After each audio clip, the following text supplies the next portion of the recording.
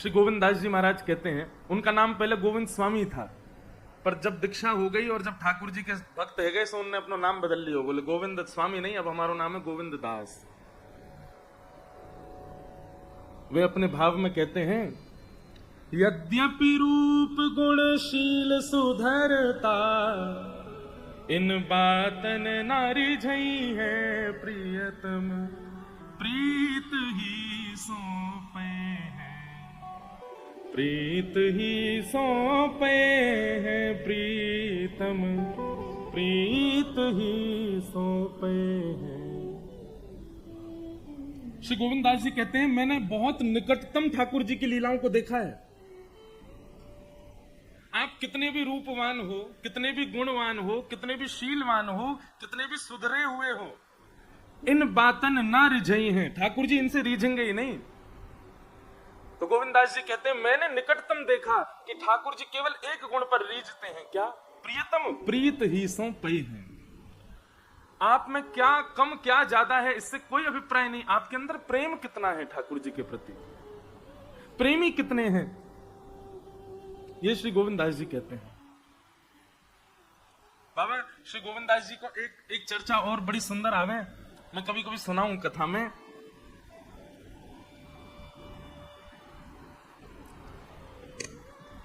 कि एक बार गुसाई जी बैठे यही गिरिराज जी पे, गिरिराज जी में आप लोग आगे जतिपुरा जाएंगे तो जतिपुरा में ऊपर शिखर पर मंदिर बना, वहीं श्रीनाथ जी विराजते थे, और विराजते थे नहीं, आज भी विराजते हैं।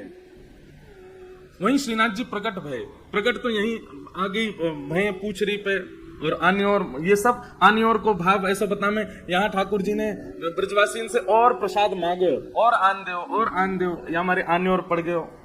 पूछ रही जो आगे पड़ेगा वहां श्री गिरिराज जी की जो है वो ऐसे पूंछ जैसी है, वहीं से गिरिराज जी की परिक्रमा घूम जाती है, इसलिए उसको पूछ रही बोलते हैं। जतिपुरा में ठाकुर जी की छठी पूजी गई, या हमारे जतिपुरा भी कहें, ऐसे छठी कराकू भी यही मारे माने को, वहीं ठाकुर जी की छठी पूजी गई, तो वहीं श्रीनाथ जी को मंदिर विराजमान है आज भी। तो गुसाई जी बैठे हैं और श्री गोविंद दास जी बैठ करके उनको पद सुना रहे हैं। तो गोविंद दास जी गाते गाते कोई राग गा रहे हैं, कोई स्वर गा रहे हैं, कोई पद गा रहे हैं, और गाते गाते बीच में रुक जाएं और ऐसे मुंह बना के खाली स्थान पर कोई है नहीं उसको देखें और यूं कहें, ए ढंग से गा ले लाला, ऐसे कहा कर रहा है तू, ले बढ़िया ते स्वर लगा ले। सामने बैठे गुसाई जी बोले, ए गोविंदा, ये कौन को बार बार टोके तू बगल में? तो श्री गोविंद दास जी कहते हैं, जय जय, ठाकुर जी बैठ के कान पे हाथ लगा के स्वर लगा रहे हैं, नेक्स्ट से गोपाल जी मेरे पीछे पीछे गा रहे हैं, लेकिन माने ना है, सब जाने अच्छो स्वर लगा में, लेकिन फिर वो जबरदस्ती अपने टेढ़े मेढ़े स्वर न लगा रहे हैं, हमारे उनको फटकार रहा हूं, बताए रहा हूं कि ठीक थे गाओ। सामने बैठे गुसाई जी के नेत्र सजल हो गए, क्यों गुसाई जी को नहीं दिख रहे थे। गुसाई जी बोले, गोविंद दास तुम कितने सौभाग्यशाली हो, ठाकुर जी का स्वर तुमको सुनाई देता है, ठाकुर जी अलाप लगाते हैं, राग रागनियां गाते हैं, तुम सुनते हो, कितने सौभाग्यशाली हो। हमें केवल इतना बताओ, ठाकुर जी को गायन कैसा हो, ठाकुर जी कैसा गावे, ठाकुर जी को स्वर कैसा हो। तो श्री गोविंद दास जी कहते हैं, जय जय, ठाकुर जी बहुत मधुर गावे, बहुत मीठो गावे, बहुत रसीलो गावे, और कभी कभी तो नेक्स्ट से लाल जी अपनी तोतली वाणी में जब ऊंचा स्वर लगावे खूब आनंद आ जाए फिर तो। लेकिन गुसाई जी बोले, लेकिन मतलब कहा कहना चाहो? तो श्री गोविंद दास जी बोले, लेकिन ठाकुर जी तो मधुर गावे, पर ठाकुर जी से भी ज्यादा मधुर हमारी श्यामाजू गावे, हमारी किशोरी जी गावे। लाल जी तो गावे, लेकिन किशोरी जी जब गावे कहा है तब तो आनंद ही आ जाए। एक सरस माधुरी जी का पद है, इतना सुंदर भाव है। श्री सरस माधुरी जी कह रहे हैं,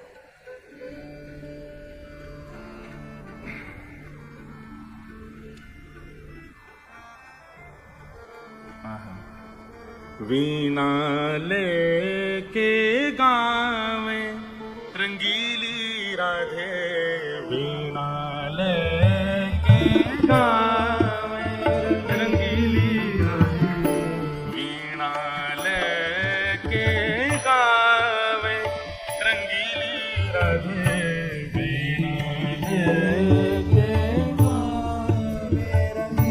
सब लोग गा रहे हैं। आज बाल लीला होनी है और अभी प्रारंभ करेंगे, पर महाराज जी ने आकर के और हमारे राधा बाबरी वाले महाराज जी ने आकर के अब छेड़ दियो मुझे, तो मैं क्या करूं। मैं कहा भाव जो आ रहे हैं उनको प्रणाम मात्र कर लूं। छवि को दर्शन करो। श्री किशोरी जी वीणा लेकर के बैठी हैं और गा रही हैं। सरस माधुरी जी वर्णन कर रहे हैं वाह रूप को, वाह स्वरूप को, वाह वातावरण को कि किशोरी जी कैसे गा रही हैं। जय हो, सब लोग गाओ। वीणा लेके गावे किशोरी राधे, वीणा लेके किशोरी राधे। श्याम रूप अभिराम अधर धर, श्याम रूप अभिराम, श्याम रूप अभिराम अधर धर, श्याम रूप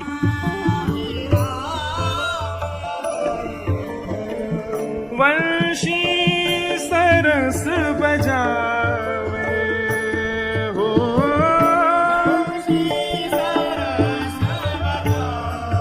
जैसे कोई मुख्य संगीतकार जब गावे तो बाकी साथ संग में सहायक जो संगीतकार रहे में, ऐसे किशोरी जी जब गावे तो ठाकुर जी ने पीछे हट के बैठे संगीतकार बन करके, सहायक संगीतकार बन करके वंशी बजावे किशोरी जी के पीछे। श्याम रूप अभिराम अधर धर, श्याम रूप अभिराम वंशी सरस बजावे हो, वंशी सरस बजावे। रंगीली राधे वीणा लेके गावे, रंगीली राधे वीणा लेके गावे, रंगीली राधे वीणा लेके गावे, रंगीली राधे।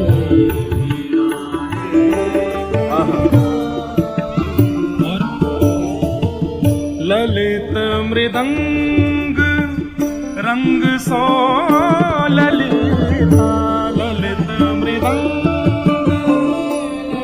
श्री ललिता जी मृदंग बजा रही हैं। ललित मृदंग रंग सो ललिता, ललित मृदंग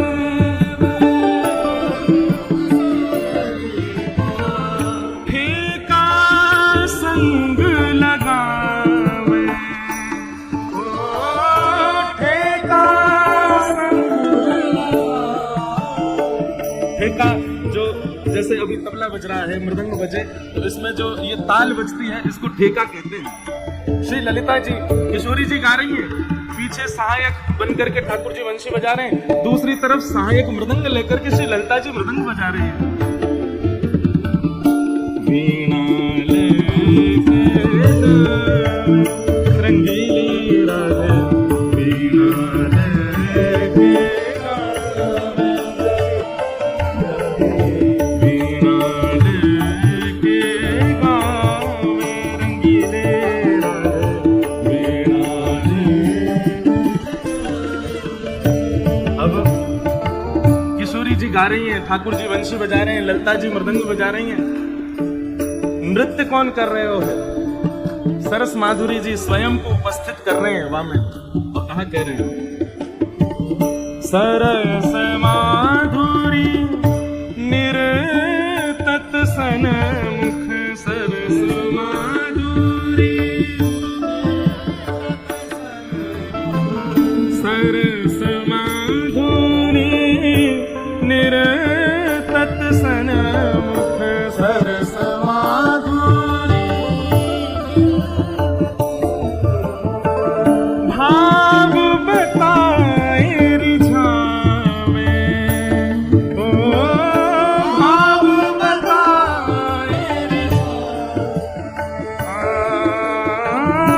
भाव बताए रिझावे।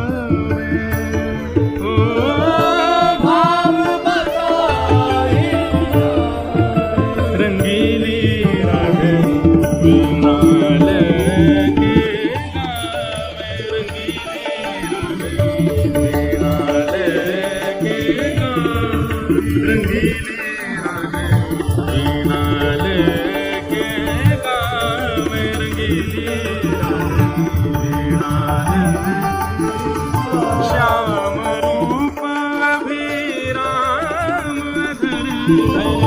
श्याम रूप वंशी सरस बजावे हो वंशी सरस वंशी सरस बजावे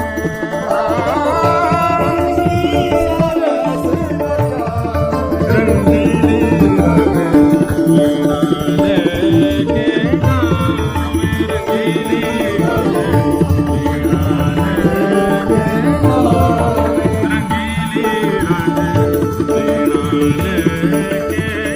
रंगीली राधे वीणा लेके बाबा आपके यहाँ और दीदी के यहाँ मैंने बड़े सुंदर सुंदर चित्र देखे।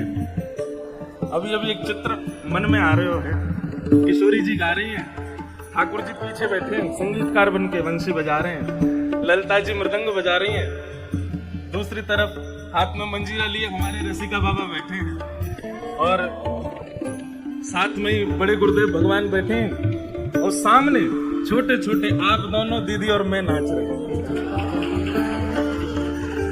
अब ये मुंह भेंट में चाहिए ये चित्र बनवा हुआ। वीणा लेके रंगीली राधे वीणा लेके ललित मृदंग रंग सुललिता ललित मृदंग रंग ठीका संग लगाए हो ठीका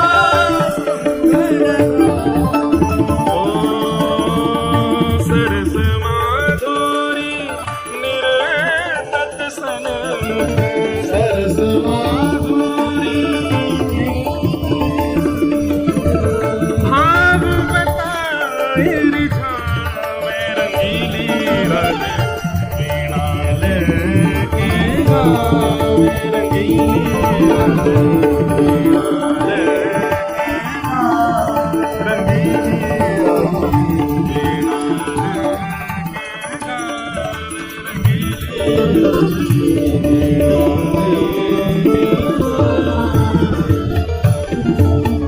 बोल वृषभानु दुलारी की। तो आपने गोविंद स्वामी जी को स्मरण कियो तो वो भाव याद आयो, वह भाव से सरस माधुरी जी को ये पद याद आ गए। अद्भुत है भैया हमारे अष्ट छाप के सखा, ऐसी ऐसी लीला करी है ठाकुर जी ने इनके संग। एक गोविंद स्वामी जी को एक और भाव याद आयो। एक बार ठाकुर जी इनके संग दुबका धाई खेल रहे। क्या खेल रहे? दुबका धाई जानो कहते के एक 4-5 लोग छुप जामे, फिर एक गिनती करेगो 1 2 3 4 छुप जाओ, फिर वो आके ढूंढेगो, जो पहले मिल गए फिर बाकी बाजी वो काके मत डैन आ जाए बाकी। तो गोविंद स्वामी की बारी आई तो गोविंद स्वामी गिनती कर रहे 1 2 3 4, यही गिरिराज जी पर्वत पे। अच्छा सबसे आसान ढूंढना है ठाकुर जी को। क्यों? ठाकुर जी जब चले तो जहां जहां हाथ छूत हो जाएगा, जहां जहां पाम धरते जाएंगे वहीं वहीं सुगंधी है जाए। 10 तक गिनती गिन करके गोविंददास जी सोई महाराज वो तो ढूंढे थोड़े ही सूंग है कहां से सुगंधी आ रही है, जहां की तरफ सुगंधी दिखाई दे और ठाकुर जी के चरणन से कुमकुम निकले, ठाकुर जी के चरणन से केसर जैसो चंदन जैसो अंकित है जाए जहां जहां ठाकुर जी चरण धरे। सो गोविंददास जी तो ढूंढते धाड़ते पहुंच जाए, पेड़ के ऊपर बैठे, वो बैठो लाला लाला पकड़ लियो, जाओ अब गिनती करो। ठाकुर जी उतर करके आए, बोले गोविंदा जी तेरी बात सही ना है, मैं सब जानू, तू है का मेरे इत्र की सुगंधी और मेरे पामन के चंदन को चिन्ह देख के आ जाए पीछे पीछे। ठाकुर जी अब नाटक मत करो, जल्दी जाओ गिनती करो, हम छुप रहे हैं। सो ठाकुर जी गिनती कर रहे हैं 1 2 3 4 5 10 तक गिनती करी ठाकुर जी ने, और 10 तक गिनती करे हुआ ठाकुर जी बोले अब कौन रो रहा भैया, ये ठाकुर जी रो रहे हैं, बोले तू काय को मेरी पोल खोल लो भैया। ठाकुर जी ने 10 तक गिनती करी और जैसे ही 10 की गिनती पूरी भई से ठाकुर जी मनो विचार करने लगे, ऐसी टीक दोपहरी है रही है, इतनी जोर से धूप पड़ रही है, अब जो गोविंदा मोए ढूंढे ना मिलेगो, मैं कितना ढूंढ दू, ऐसा छुपो होगा मिलेगा ही ना। अब या को ढूंढ में जाऊंगा, पसीना पसीना है जाऊंगा, बहुत श्रम लगेगा, या दुबकंदो मैं तो जाके सो रहा हूं मंदिर में। और ठाकुर जी गए और अपनी सेज में जाके पड़ गए, सो गए। और यहाँ गोविंदास जी बैठे, ठाकुर जी आ रहे होंगे, ठाकुर जी आ रहे होंगे, दोपहर है रही है, पसीना न पहुंचते, यार ठाकुर जी कहाँ है। शाम को उत्थापन 4:30-5 बजे को समय भयो, मंदिर में घंटा बजन लगे, ठाकुर जी के दर्शन खुलवे को समय है गयो। गोविंदास जी बोले दर्शन खुल गए, हम यहाँ छुपे बैठे हैं जी, लाला हमें ढूंढी ना है नो। सो गोविंदास जी पहुंच गए, जाके मंदिर में जैसे देखी तो श्रीनाथ जी भीतर खड़े हैं, गोसाई जी उनकी आरती कर रहे हैं। श्रीनाथ जी ने जैसे नेत्र ऊपर करके देखे तो सामने गोविंदास खड़ा है। ठाकुर जी अंगूठा दिखाने लगे, ले ले। सो गोविंदास जी ने अपना फेंटा कसो, और बाकायदा शब्द हैं गोविंदास जी के, दाव ले आयो भाज कमार, कबई तो निकसे को बाहर, ऐसी दूंगो मार। ठाकुर जी कोई चैलेंज कर रहे हैं, बोले तू कबई तो आवेगो बाहर, मैं तो बताऊंगा।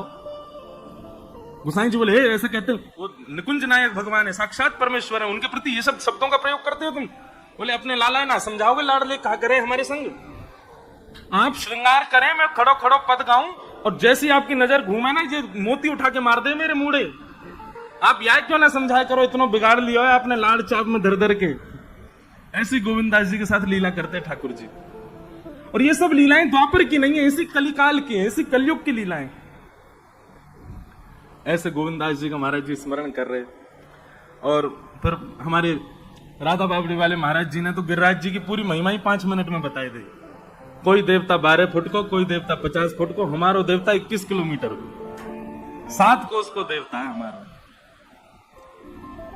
हमारे ब्रज के रसिक जन कहें, श्री राधा रमन जी को मोंगरा की माला प्रिय लगे, हमारे वृंदावन कुंज बिहारी लाल जी को कमल की माला, गुलाब की माला प्रिय लगे, श्री राधा वल्लभ लाल जी को हार श्रृंगार की माला प्रिय लगे, लेकिन हमारे श्री गोवर्धन नाथ जी को भक्तन की माला प्रिय लगे। चारों तरफ भक्त डोलते रहे,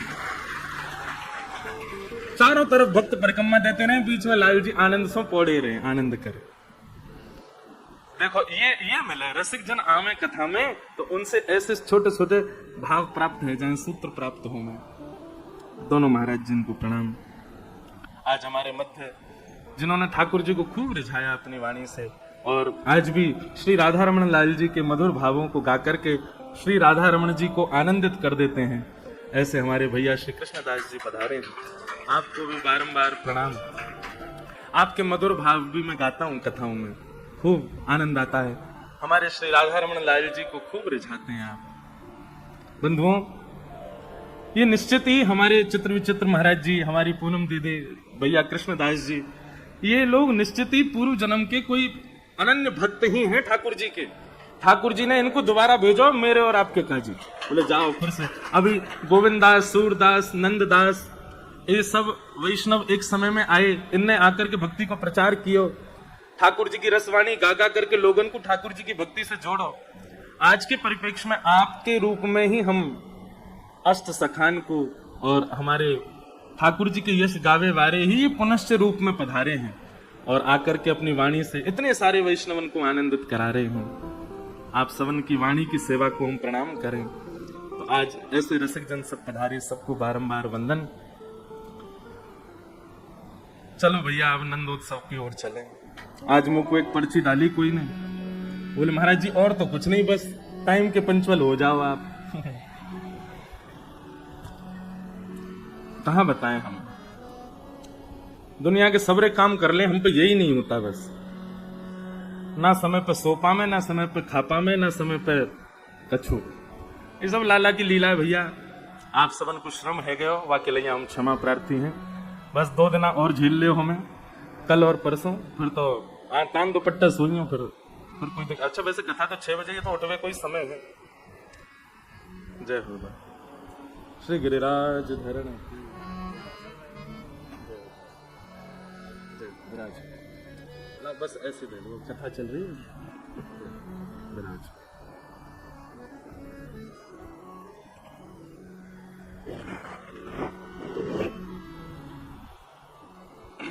पूरे ब्रजमंडल में आनंद है रहो है। नंद जी के आत्मज उत्पन्न भयो है। नंदस्त्वात्मज उत्पन्ने जाता ह्लादो महामनाः आहूय विप्रान् वेदज्ञान स्नातः सुचरलंकृतः वाचयित्वा स्वस्तेनं जातकर्मात्मजस्य वै कारयामास विधिवत् पितृदेवार्चनं तथा। नंद जी के घर लाला भयो है। महाराज ऐसो आनंद ऐसो उत्सव पूरे ब्रजमंडल में है रहे हो है, जैसे जाके बालक होवे जितनी प्रसन्नता में वो परिवार होवे उतनी प्रसन्नता में पूरा ब्रजमंडल है। अब जाके घर में उत्सव है, वो अपनो घर सजावेगो, अपने घर की सुंदरता बनावेगो।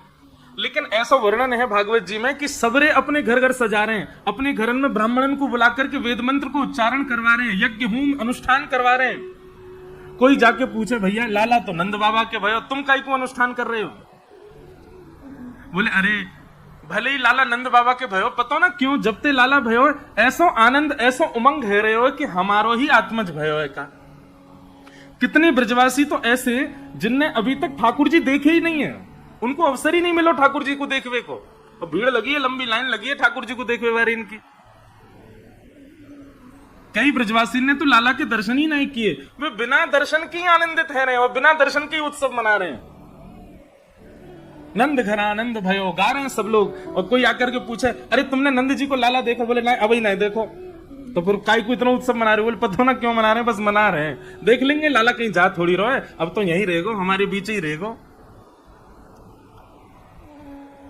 पूरे ब्रजमंडल में उत्सव। मैं कथा में एक बात कहा करता हूं, ठाकुर जी यदि आपके जीवन में आएंगे तो जो परिवर्तन आपके अंदर होगा वो क्या क्या होगा, जो यहां नंद बाबा और यशोदा मैया में दिखा, उससे मैंने जो सीखा वो बताऊं। सबसे पहली बात, ठाकुर जी जीवन में आएंगे तो सामान्यतया जैसा एक मानव जीवन जीता है नियमित रूप से, वो नहीं आप जी पाओगे। अभी हम विचार करते हैं, रात्रि का समय हो गया, सोना है, सुबह जल्दी उठना है, भूख लगी है भोजन करना है, प्यास लगी जलपान करना है, कहीं बाहर जा रहे हैं थोड़ा सच संवर के जाना है। ये सब देह के अभिमान जो है ये सब नष्ट हो जाएंगे। एक विचित्र सा जीवन हो जाएगा। सोवे की सुध नहीं है, बस उठ करके एक ही चिंता है, ठाकुर जी का ये उत्सव करना है, ये मनोरथ करना है, ये पवाना है, ये धराना है, बस उसी में ही पूरा दिन। कई बार तो हमारे ब्रज के संतों के दर्शन करो, हमारे बरसाने के पूज्य श्री विनोद बाबा महाराज कितने घंटों तक एक आसन पर ही बैठे रहते हैं, सेवा करते रहते हैं, कभी चंदन घिस रहे हैं, कभी माला नाम जप कर रहे हैं, कोई ग्रंथ पढ़ रहे हैं।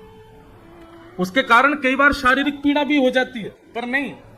तो सबसे पहला, ठाकुर जी जीवन में आएंगे तो देहाभिमान शून्य हो जाओगे, देह की सुध नहीं होगी और देह व्यवस्थित रहे ये चिंता भी नहीं होगी आपको।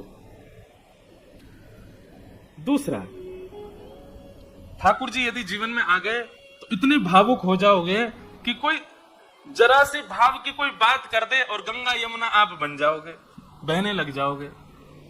जरा सा कोई सामान्य सा भी रस भाव कह दे आपके सामने और आप बिल्कुल विचलित होकर के रुदन करने लगोगे।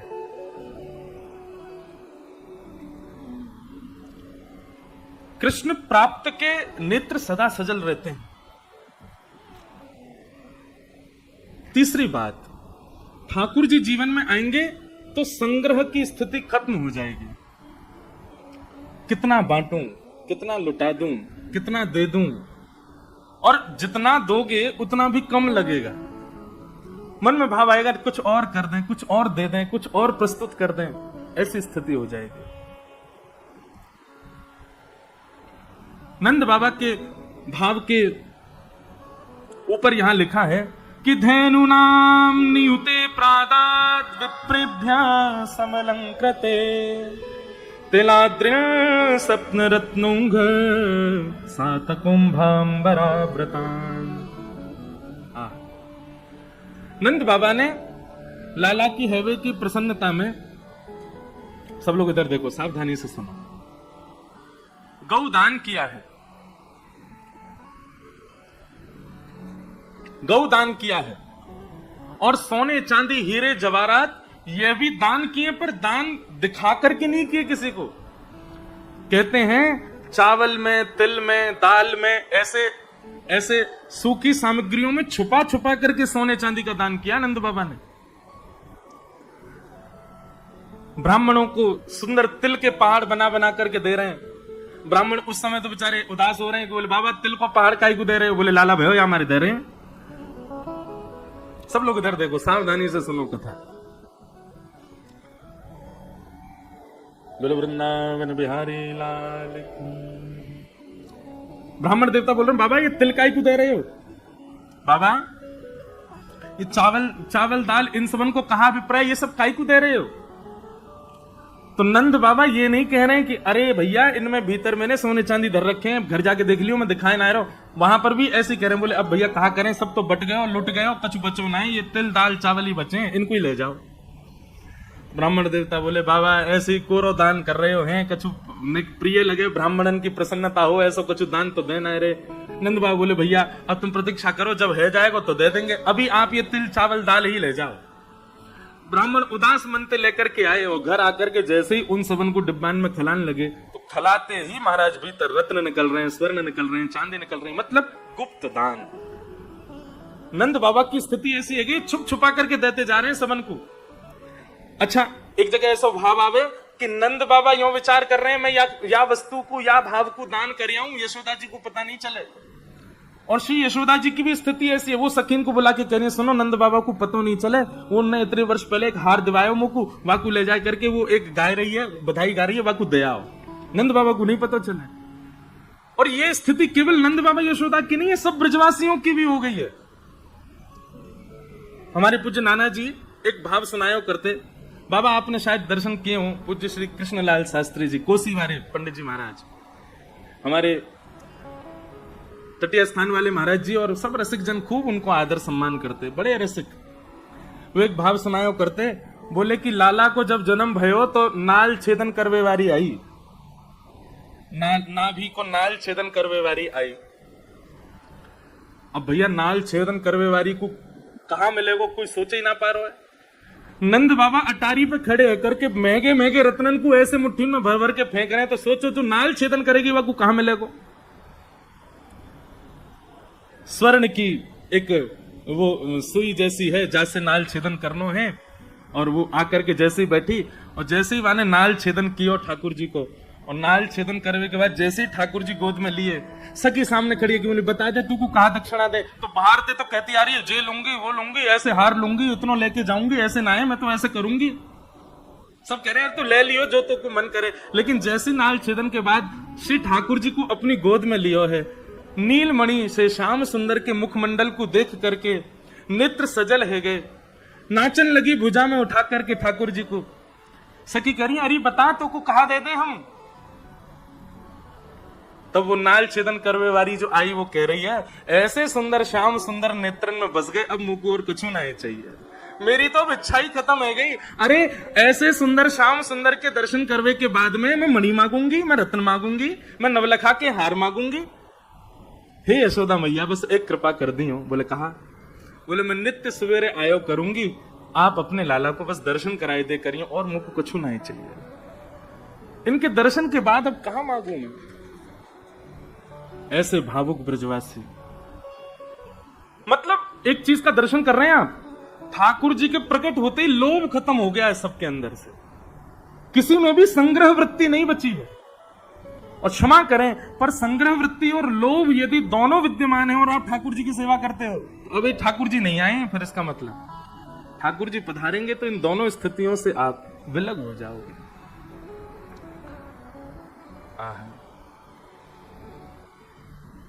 सब लोग नाच रहे हैं, गा रहे हैं, आनंद कर रहे हैं, तभी पूतना राक्षसी, कंस ने उसको भेजा है, मेरे शत्रु कृष्ण ने कहीं जन्म लिया है, ढूंढ करके आओ। और राक्षसी पूतना ब्रजमंडल में 10 दिन के भीतर जितने बालकन ने जन्म लियो है सबके घर जा रही है और सबको मारती भाई। अपने पयोधर में कालकूट विष लगा करके गई है, पयोधर को पान करावे, विष पीते ही बालक की मृत्यु हो जाए। और पूतना आगे को प्रस्थान कर जाए। ऐसा सुंदर रूप बना करके पूतना गई है कि उसके रूप लावण्य को देख करके किसी को भी संशय नहीं हो रहा कि ये कौन है।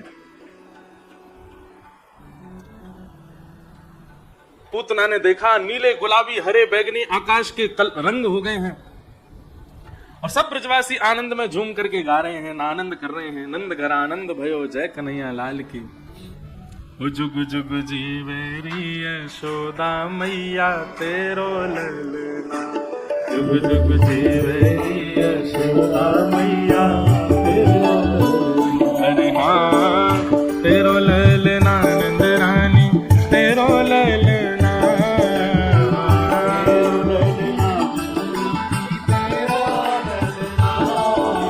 श्रीमद् भागवत जी में इतना सुंदर वर्णन है। अवाद्यंत विचित्राणि वादत्राणि महोत्सवे कृष्णे विश्वेश्वरे तंते नंदस्य ब्रजमागते।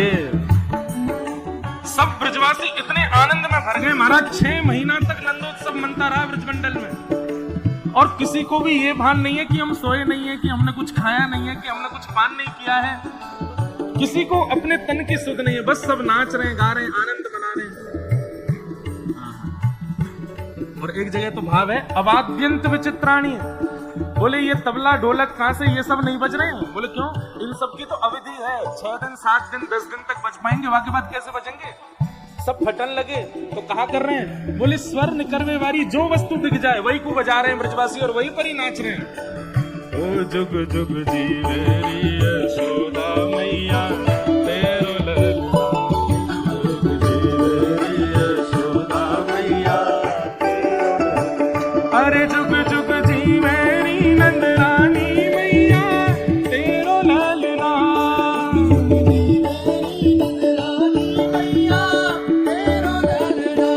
ओ बड़े भागते यशोदा मैया ऐसो सुत तेने जायो।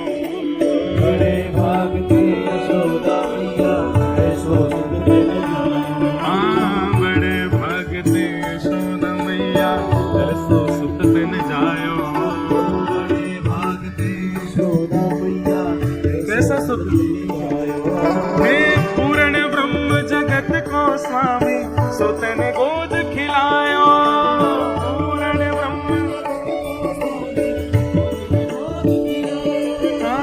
पूर्ण ब्रह्म जगत को स्वामी सो तेने गोद खिलायो।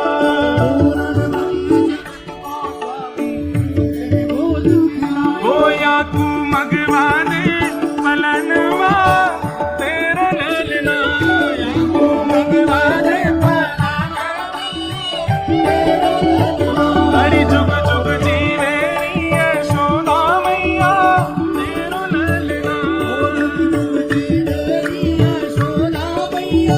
बोले नंद के लाला की बधाई हो।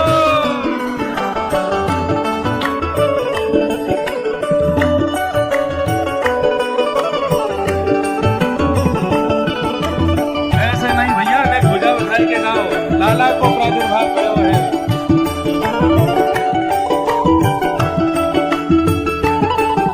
कृष्ण कन्हैया लाल की।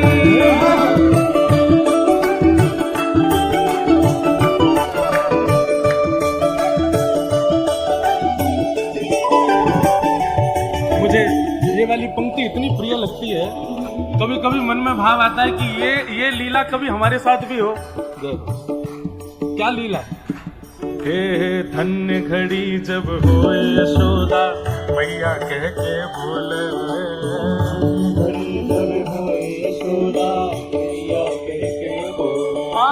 धन्य घड़ी जब हो यशोदा मैया कह के बोले।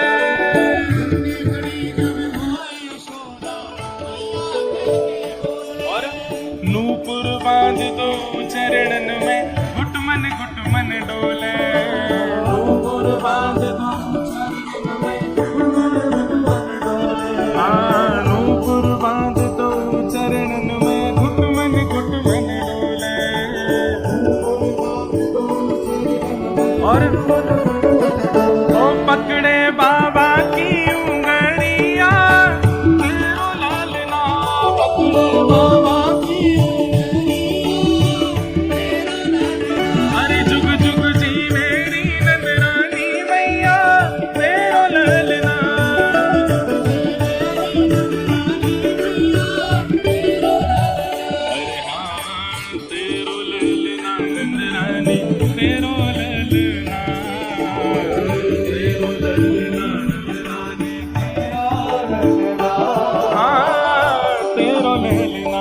यशोदा तेरो ललना,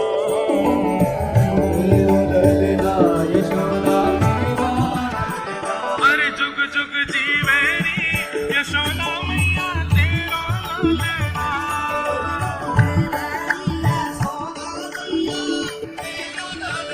अरे जुग जुग जीवेरी नंदरानी मैया तेरो ललना,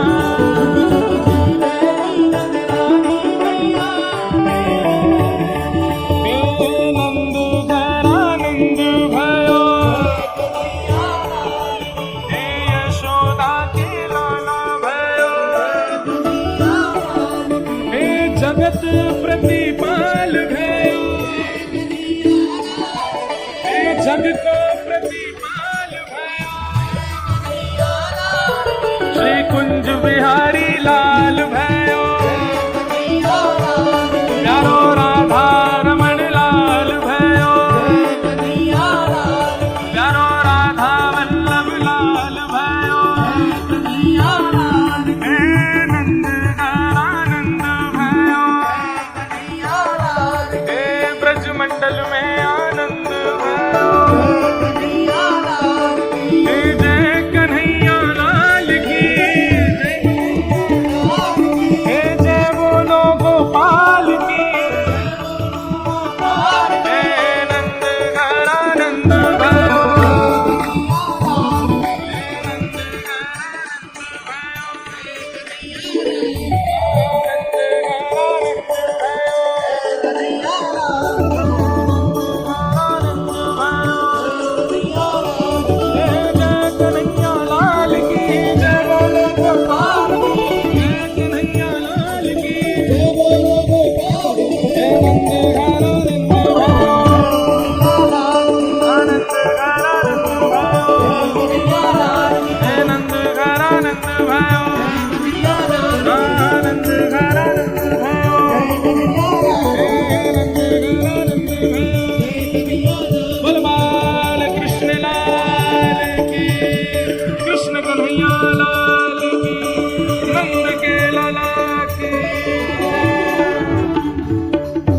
सब ब्रजवासी गा रहे हैं, आनंद मना रहे हैं, झूम झूम करके उछल उछल करके उत्सव मना रहे हैं।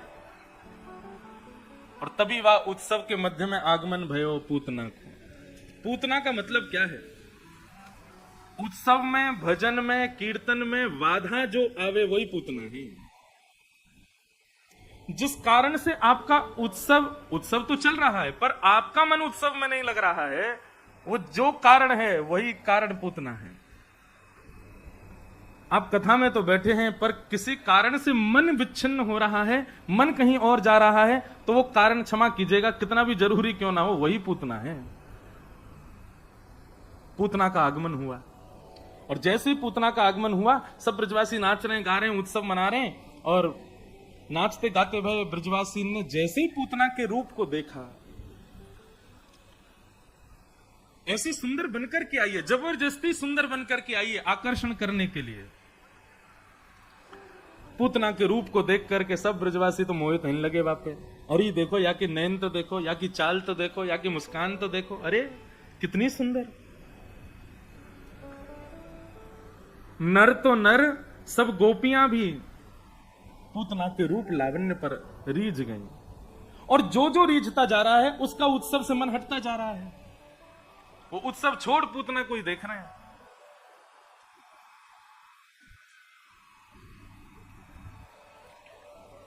पूतना ने कुछ गोपियों से जाके कहा, अरे बहन ने जो बताए दो ये नंद भवन कित कुए। गोपियों ने बताई, बोले ये दो यमलार्जुन के वृक्ष जहां खड़े हैं ना, यही नंद भवन है, चली जा। पूतना ने जैसे नंद भवन में, अच्छा उसको कोई रोक टोक नहीं, कोई रोक ही नहीं रहा है उसको। क्यों? क्योंकि स्वरूप और वस्त्र इतने सुंदर हैं कि सबको लग रहा है कि ये परम सुशीला है, कोई अच्छे घर की है। पूतना ने जैसे ही नंद भवन में प्रवेश किया, यशोदा मैया ने पूतना को देखा और पूतना को देखते ही यशोदा मैया के मन में भाव आयो, अरे विधाता तेने कछु दिना बाद मेरो लाला भेज दियो होतो तो जई ते ब्याह कराती अपने लाला को। ऐसी सुंदर पूतना। पूतना ने जाकर के अपना परिचय बताया, मैं पास के गामते आई हूँ, मिश्रा जी की धर्म पत्नी हूँ, आपके लाला को दर्शन करवे आई हूँ। आदि आदि सब भाग हुए और यशोदा मैया ने बिना विचार किए अपनो लाला पूतना की गोद में दे दियो। यशोदा मैया किसी काम से बाहर गई, इतने में ही पूतना ने अपनो पयोधर निकाल करके ठाकुर जी के मुख में दे दिया। अब यहां एक भाव कहते हैं ऋषिकाचार्य कि ठाकुर जी जैसे पूतना की गोद में गए, तो अभी 6 दिन के हैं ठाकुर जी, 6-7 दिन की आयु है, नेत्र तो बंद है ही ठाकुर जी के, पर ठाकुर जी ने पूतना की गोद में जाते ही नेत्रन बंद नेत्रन पर हाथ और धर लिए, या कि छाया भी मुंह पे ना पड़ जाए।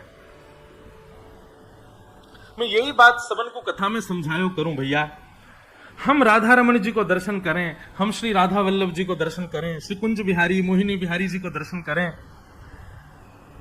ये बड़ी बात नहीं है कि आपने दर्शन किए। बड़ी बात यह है कि हजारों लोग सामने खड़े, उनमें श्री कुंज बिहारी की दृष्टि कौन पे पड़ रही है, श्री राधा रमण जी कौन को निहार रहे हैं। और ये कोई ऐसी मनचली बात नहीं है। श्रीमद् भागवत के 11 स्कंद में भगवान स्वयं कहते हैं, जहां पर परम भक्तों का वर्णन किया गया, परम भागवतों का वर्णन किया गया 10वें स्कंद में, वहां नवयोगेश्वर संवाद में इस भाव की पूर्ति की गई है। हरे प्रिय, हमारा उद्देश्य भक्त बनना नहीं है, हमारा उद्देश्य वैष्णव तक सीमित रहना नहीं है।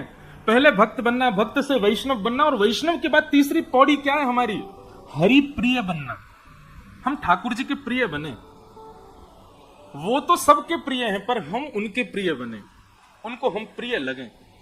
श्री माधवदास जी का चरित्र आता है कि माधवदास जी एक बार जगन्नाथ जी से बोले कि हे महाप्रभु जी, बहुत दिन हो गए मैं ब्रज वृंदावन नहीं गया, तो मैं वृंदावन दर्शन करने जा रहा हूं।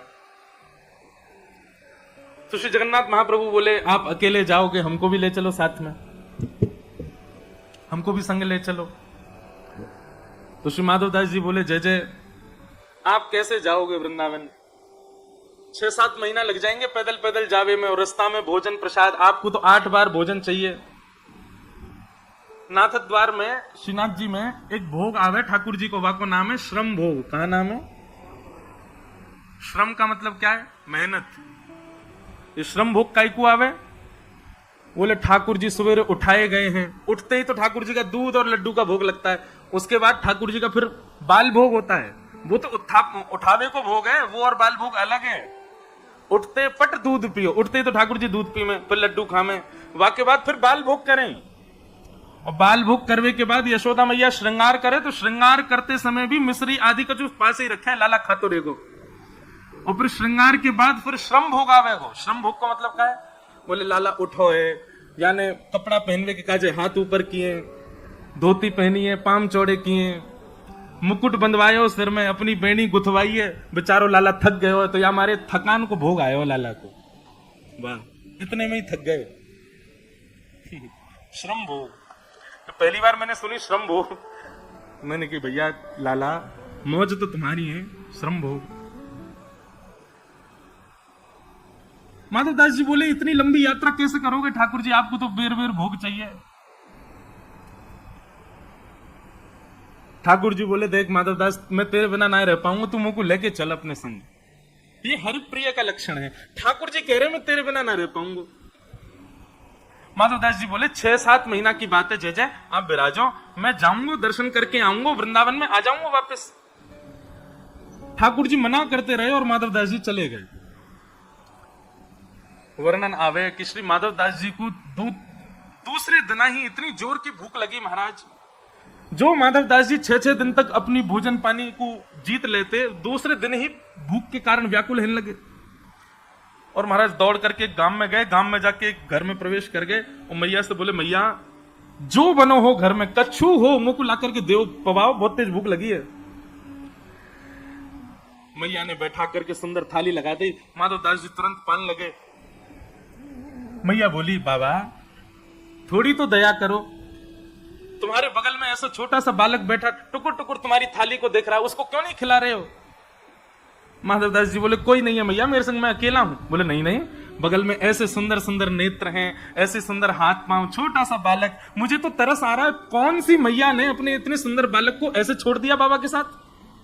अरे बाबा, वो बार बार अपने होठ चाट रहा हो, बेचारो भूख लग रही है, उसको खिलाओ ना। माधवदास जी बोले मुझे तो कोई दिख नहीं रहा। कहाँ है मैया? बोले ये इधर बैठे हैं। बोले सांवले हैं? बोले हाँ। नेत्र कैसे? बोले कमल जैसे नेत्र हैं। और देखो अभी किल किल करके हंस रहे हैं, मैं आपको बता रही हूं, तो 4 दांत दिख रहे हैं उनके। माधवदास जी बोले तभी मैं कहूं मुझे इतनी जोर की भूख क्यों लग रही है। आगे जगन्नाथ जी संग चल रहे हैं मेरे, ये अदृश्य रूप से मेरे साथ चल रहे हैं, यही हमारे मुंह को भूख लग रही है।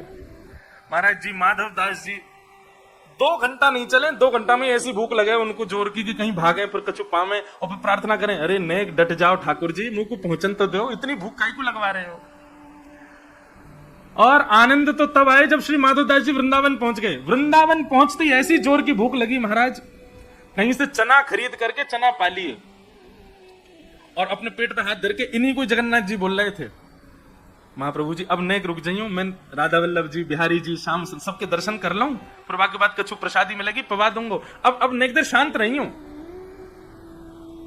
श्री बिहारी जी के दर्शन करवे निधिवन राज में गए, तब श्री निधिवन में विराजते ठाकुर जी। इतने में ही सेवा करते हुए हमारे स्वामी जी महाराज बाहर आए और बाहर आते बोले भैया तुम में थे माधवदास कौन सो है? माधवदास जी बोले जय जय माधवदास तो मैं हूं, पर आपको मेरा नाम कैसे पता? मैं तो पहली बार आया हूं वृंदावन। बोले या हमारे नाम याद आ गए क्योंकि हमने थाली धराई है भूख की और बिहारी जी मुंह मोड़ के खड़े हैं। बोले मुझे भूख ना लग रही, माधवदास ने खूब सारे चना खवा दिए हैं, रूखे चना खवा दिए, मेरा पेट भर गया। माधवदास जी के नेत्र सजल हो गए। इसे कहते हरि प्रिय। हमारा उद्देश्य केवल भक्त वैष्णव तक नहीं है, हमको हरि प्रिय बनना है। ठाकुर जी को इतना प्रेम हो हमसे। और भैया ये सब कथा भागवत और ये सब नियम साधन ये दिखावे के लिए नहीं कि देखो हम भक्त हैं। ये कथा कहनो, ये संकीर्तन गानो और ये उत्तान उन्माद में आकर के कीर्तन करनो, ये सब दिखावे के लिए तो कभी मत करियो, नहीं तो हमें ही पूतना है। पूतना भी तो दिखावा कर रही है। ये पूतना कोई स्वरूप हो गए। पूतना जो है वो वास्तविक प्रस्तुत नहीं करती, केवल रिझाने के लिए प्रस्तुत करती है। तो भैया आज अगर आपसे कोई पूछे कि आपकी भक्ति का उद्देश्य क्या है, तो कह देना हरि प्रिय बनना है, हमें हरि का प्रिय बनना है। उन्हें पता चल जाए कि कोई इंद्रेश नाम को छोरा हुआ है, उन्हें पता चल जाए कि आप भी कोई हो, बस उनको इतनी पता चल गई, यही तो हमारा काम बन जाएगा, हरि प्रिय बने। ठाकुर जी बहुत प्रेम करते हैं अपने वैष्णवों से। तो पूतना आई, ठाकुर जी ने नेत्र बंद कर ली। कितना बड़ा दुर्भाग्य है पूतना राक्षसी का। ठाकुर जी सब राक्षसों को देखते हैं, लेकिन इतनी दुर्भाग्यशाली है पूतना कि जगत नियंता जगदाधार निकुंज नायक भगवान उसकी गोद में है। इतना समीप ठाकुर जी के जाने के बाद भी ठाकुर जी उसको निहार नहीं रहे, देख नहीं रहे। क्यों? ठाकुर जी की दृष्टि में न आने का कारण क्या है पूतना का? पहला कारण कि पूतना अपनी वास्तविकता छुपा करके आई है, जो उसका वास्तविक रूप है उसको अदृश्य करके आई है, इसलिए ठाकुर जी उसको नहीं देख रहे। भैया तुम जैसे हो ठाकुर जी ने बनाए हो। हरि जी में जैसो तैसो तेरो, मैं जैसा हूं तेरा हूं भैया। अब वहां में ऊपर से लाग लपेट करवे की कहां आवश्यकता है? ये लाग लपेट करना तो संसार को रिझावे के काजे होवे, ठाकुर जी के काजे नहीं। ठाकुर जी को आप वैसे ही प्रिय हो जैसे ठाकुर जी ने आप बनाए हो, वैसे ही उनके सामने जाओ। पूतना को राक्षसी भगवान ने बनाए हो, पूतना को कुरूपणी भगवान ने बनाए हो, पूतना को जैसी भी है ठाकुर जी ने बनाए हो, लेकिन आज ठाकुर जी के सामने अपना रूप बदल करके लक्ष्मी बन करके गई है। अच्छा, मेरो भाव श्रृंगार से मत ले लियो भैया, ये श्रृंगार को भाव नहीं है। यहां पर भाव मन स्थिति को है, मन की स्थिति को है। आपको मन जैसा है, स्वभाव जैसा बुरा है ना, बुरा ही रहने दो, वैसे ही जाओ ठाकुर जी के आगे। अरे भैया कोई डॉक्टर के आगे, वैद्य के आगे सही सलामत ना जावे, रोग युक्त होकर के ही जाता है, तभी वैद्य चिकित्सा करता है। ऐसे ही ठाकुर जी के सामने लाग लपेट करके मत जाओ, जैसे वैसे चले जाओ, नहीं तो ठाकुर जी देखेंगे नहीं, जैसे पूतना को नहीं देख रहे। पूतना को ना देखवे को दूसरों कारण कहा है। ठाकुर जी कह रहे हैं भले ही तो रूप बदल करके आई, भले ही तो कैसी बन करके आई, लेकिन तेने आकर के सबसे बड़ा अपराध का कियो कि तेने आते ही मेरो कीर्तन कर रहे, मेरो आनंद नाम ले रहे, मेरे उत्सव में नाच रहे ब्रजवासी को अपनी ओर आकर्षित कर लियो? या हमारे ठाकुर जी वाको नहीं देख रहे हैं? ठाकुर जी के उत्सव में, कथा में, ठाकुर जी के संकीर्तन में, ठाकुर जी के कोई भी भाव में कोई ऐसी स्थिति है जाए जैसे सवन को मन वह स्थिति की ओर चलो जाए, कथा से हट जाए, कीर्तन से हट जाए, उत्सव से हट जाए, वह स्थिति को पूतना ही मानियो, तो पूतना ही है। तो पूतना को ना देखने के ये दो कारण हैं। भगवान ने पयोधर का पान किया, विष पिया, विष पान करवे के बाद ठाकुर जी ने दुग्ध पान कियो, रस तत्वन को पान कियो, और सब पान करवे के बाद में प्राण समम रोष शमन पितो पिबत, ठाकुर जी ने पूतना के प्राण पीने प्रारंभ किए। हमारे श्रीमद् वल्लभाचार्य जी महाराज ऐसा सुंदर वर्णन करें।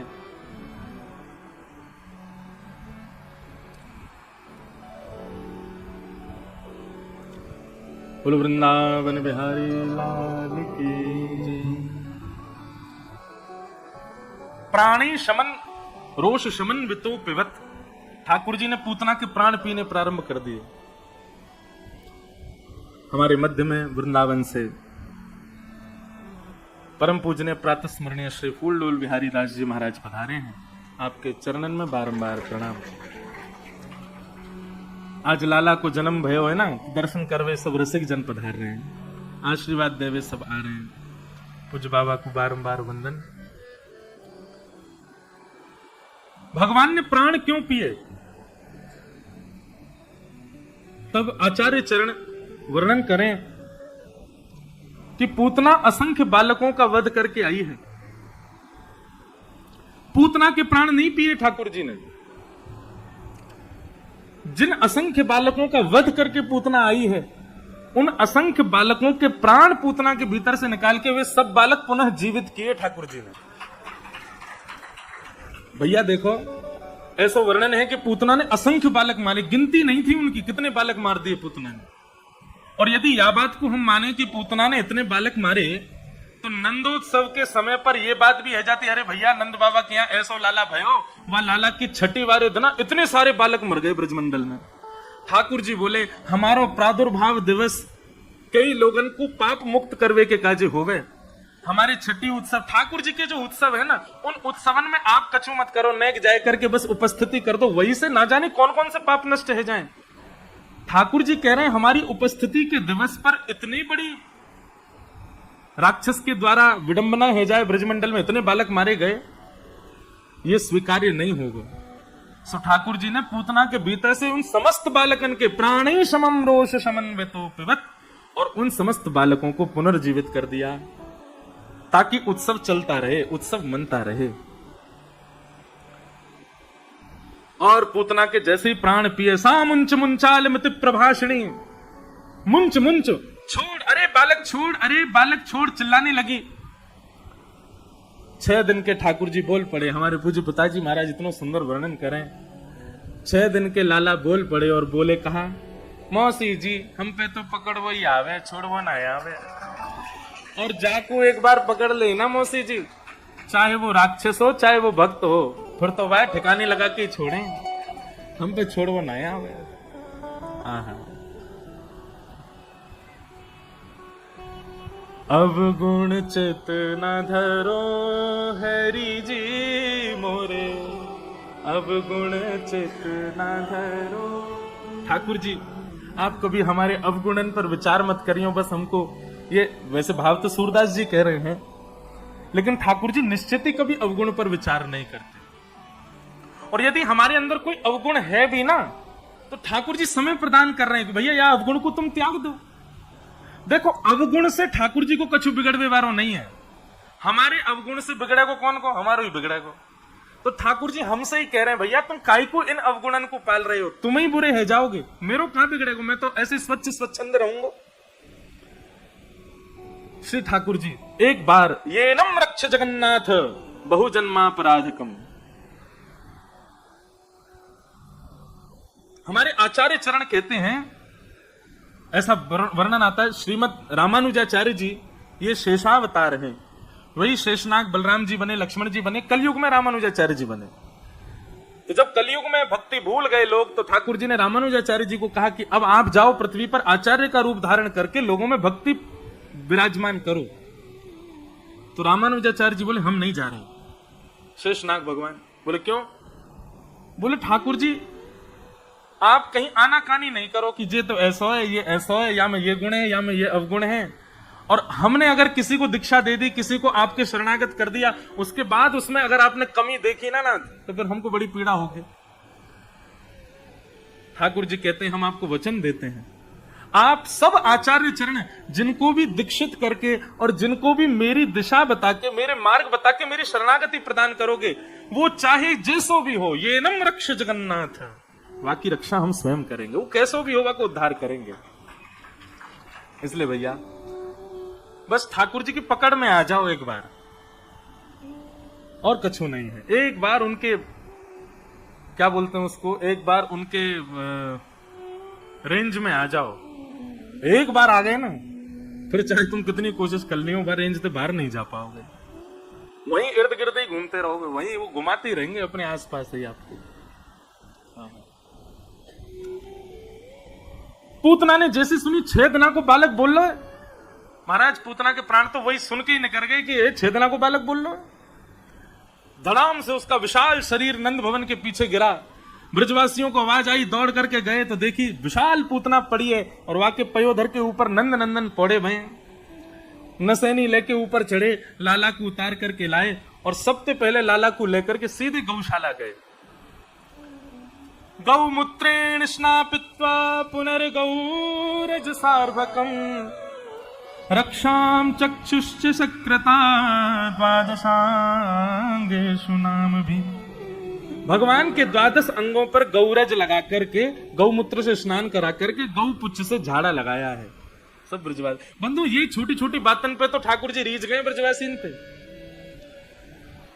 हमारे यहाँ के बालक बीमार रह जाए, हम क्या करें? अब तो खैर चलो वैद्य डॉक्टर इतने मही ले जाए, लेकिन यशोदा मैया और सब ब्रजवासी ऐसे सरल सहज, वो कह रही है हमारे यहाँ तो सबसे बड़ी वैद्य गैया है, या तो बड़ा वैद्य कौन होगा, यही के पास ले चलो। गौरज ठाकुर जी के 12 अंगों पर लगा के वही की पूंछ से ठाकुर जी को झाड़ू दे रही है।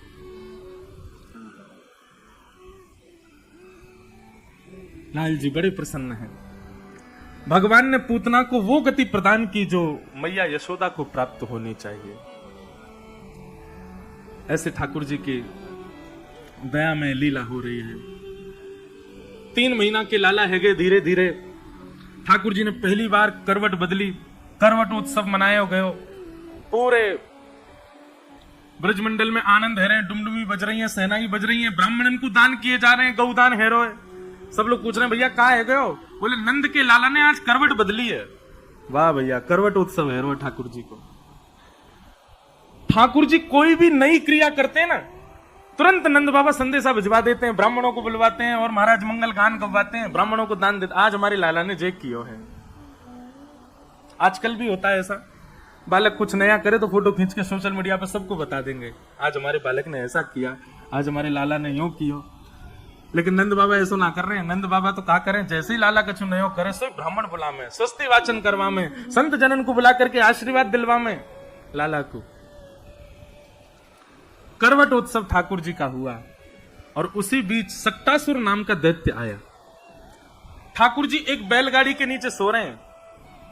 क्यों? यशोदा मैया ने देखी सबरी गोपी आया करके कोई लाला के हाथ पकड़े, पैर पकड़े, सो यशोदा मैया ने एक बैलगाड़ी के नीचे कपड़ा बांध के झूला सा बना के मां सुलाई दिए लाला।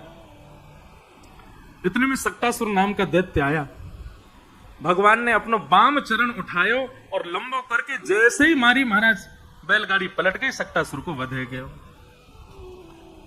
यशोदा मैया दौड़ी दौड़ी आई, देखी इतनी जोर की आवाज, लाला को गोद में उठायो, इतनी बड़ी बैलगाड़ी कैसे पलट गई?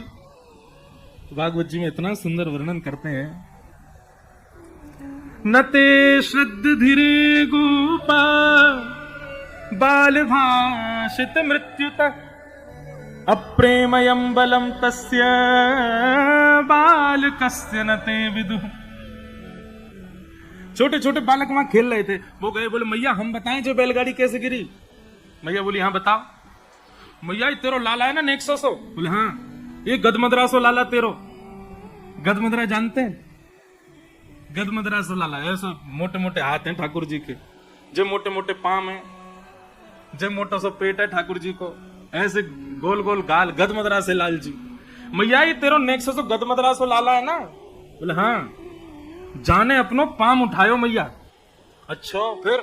और मैया ऐसा लंबो किया लंबो किया लंबो किया और न्यो करके मैया यानी ऐसे मारी, बैलगाड़ी न्यो घूम घूम के पलट गई नीचे। हमने देखी अपनी आंखन पे। यशोदा मैया बोली यहाँ पे आइयो। लाला गयो पास। हाँ मैया एक दियो बाकी कौन है? तेरी मैया की उम्र क्यों मोते मजाक करे? मैया तेरी सौगंध खा के कह रहा हूं, मैंने अपनी आंखन ते देखो तेरे लाला ने पाम ते उड़ाई बैलगाड़ी। मैया बोली दोबारा दारी के। शुक्राचार्य जी वर्णन कर रहे हैं, अप्रेमयम बलम तस्य बाल कस्य न ते विदु। बालक तो सच बता रहे हैं, बालक तो सत्य का प्रकाश कर रहे हैं, पर यशोदा मैया का वात्सल्य प्रकट नहीं होने दे रहा है कि मेरो लाला ऐसा ना कर सके। ना मेरो लाला नेक्सो से लाला क्यों करो, इतना बड़ा पाम करके उड़ाई दी बैलगाड़ी। ठाकुर जी मंद मंद मुस्कुरा रहे हैं। ये प्रेम का स्वभाव है कि प्रेम में प्रभुता नहीं देखी जाती, और प्रभुता दिख भी जाए तो अनदेखा कर दिया जाता है। ये प्रेम का स्वरूप है। यशोदा मैया से अंग से लग गए लाल जी। मैया लेकर के गई, लाला को दुग्ध पान करायो। ठाकुर जी की ऐसी मधुर लीला चल रही है। धीरे धीरे ठाकुर जी अब यशोदा मैया की गोद में थे खिसकन लगे, और मानो मैया को ऐसे पामनते हिलामे कि मुंह को नीचे छोड़ो मैं चलूंगा। मैया जैसे ही लाला को नीचे छोड़ दे, सोई ठाकुर जी तो घुटमुन चले। आगे एक हाथ रखें, दूसरी घुटना रखें, फिर हाथ रखें, और मैया देख करके ऐसे प्रसन्न हो गए। मैया ने ला करके 2 पायल ठाकुर जी के पामन में पहनाए थे। अब ठाकुर जी जैसे ही चले सो पायलन की आवाज आवे, और फिर ठाकुर जी रुक के बैठ जाए, पीछे मुड़ के देखें जी आवाज कहां से आ रही है। फिर चले, फिर रुक के बैठ जाए। मैया जोरते हंसे, ताली बजा बजा के, अरे लाला कैसो भोरो लाला मेरो, अपने ही पामन की पाजे बन पे यूं सोच रो जन कहां से आवाज आ रही है। ऐसे मधुर ठाकुर जी अपनी मधुर लीला कर रहे हैं। मुझे भाव बहुत प्रिय लगता है।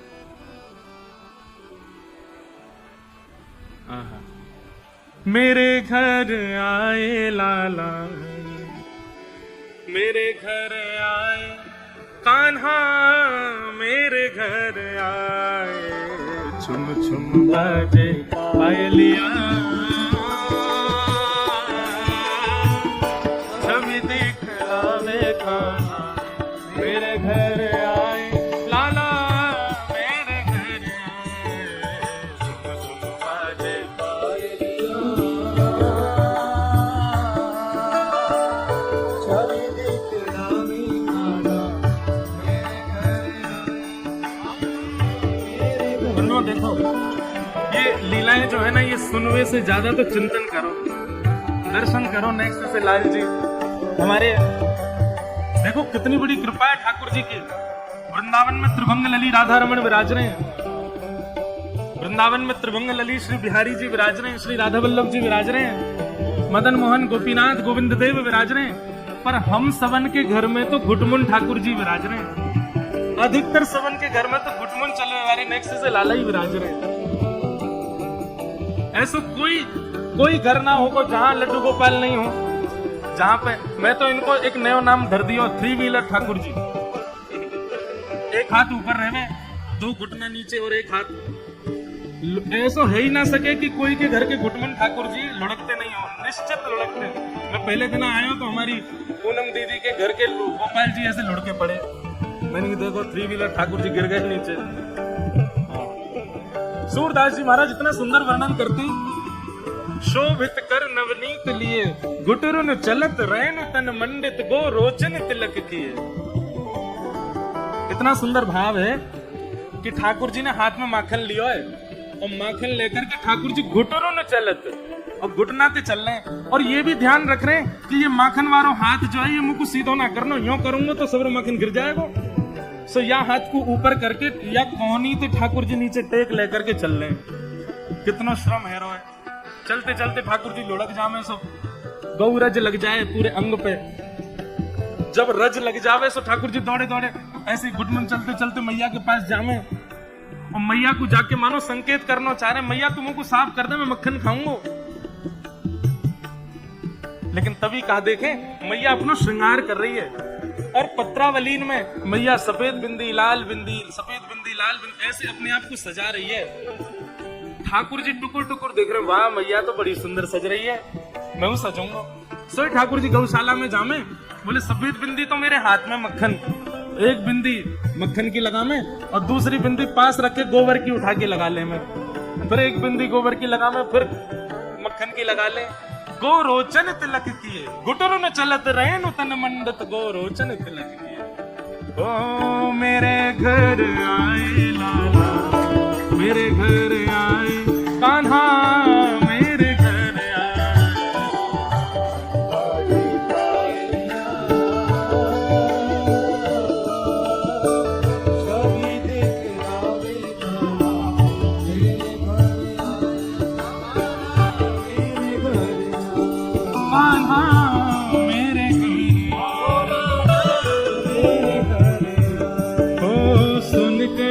झुन सखियां सुध बुध खो गई,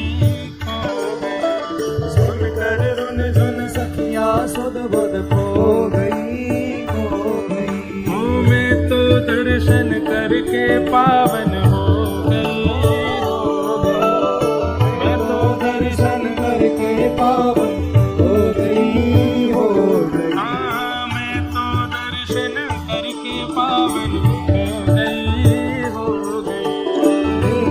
दर्शन करके पावन हो गई, हो गई। ऐसे प्यारे सांवरिया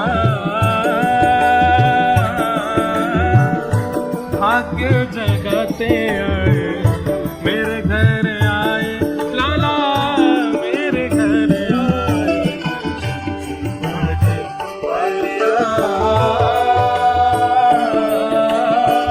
सभी दिखना बेगाना, मेरे घर आए लाला, मेरे घर आए। ओ लाला मेरे घर आए, ओ लाला मेरे घर आए। अरे कान्हा मेरे घर आए, लाला मेरे घर आए। ओ लाला मेरे घर आए, लाला मेरे घर आए।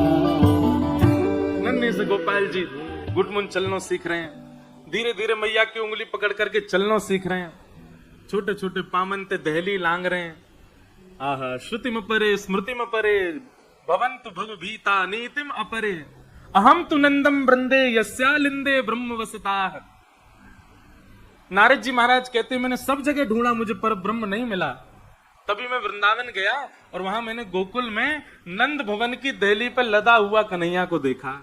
मैंने लदा हुआ पर ब्रह्म परमात्मा को देखा जो दहली लांग रहे हैं। ऐसी ठाकुर जी की मधुर लीला चल रही है। 1 वर्ष के हो गए लाला और श्री गर्गाचार्य जी महाराज नामकरण संस्कार करने पधारे।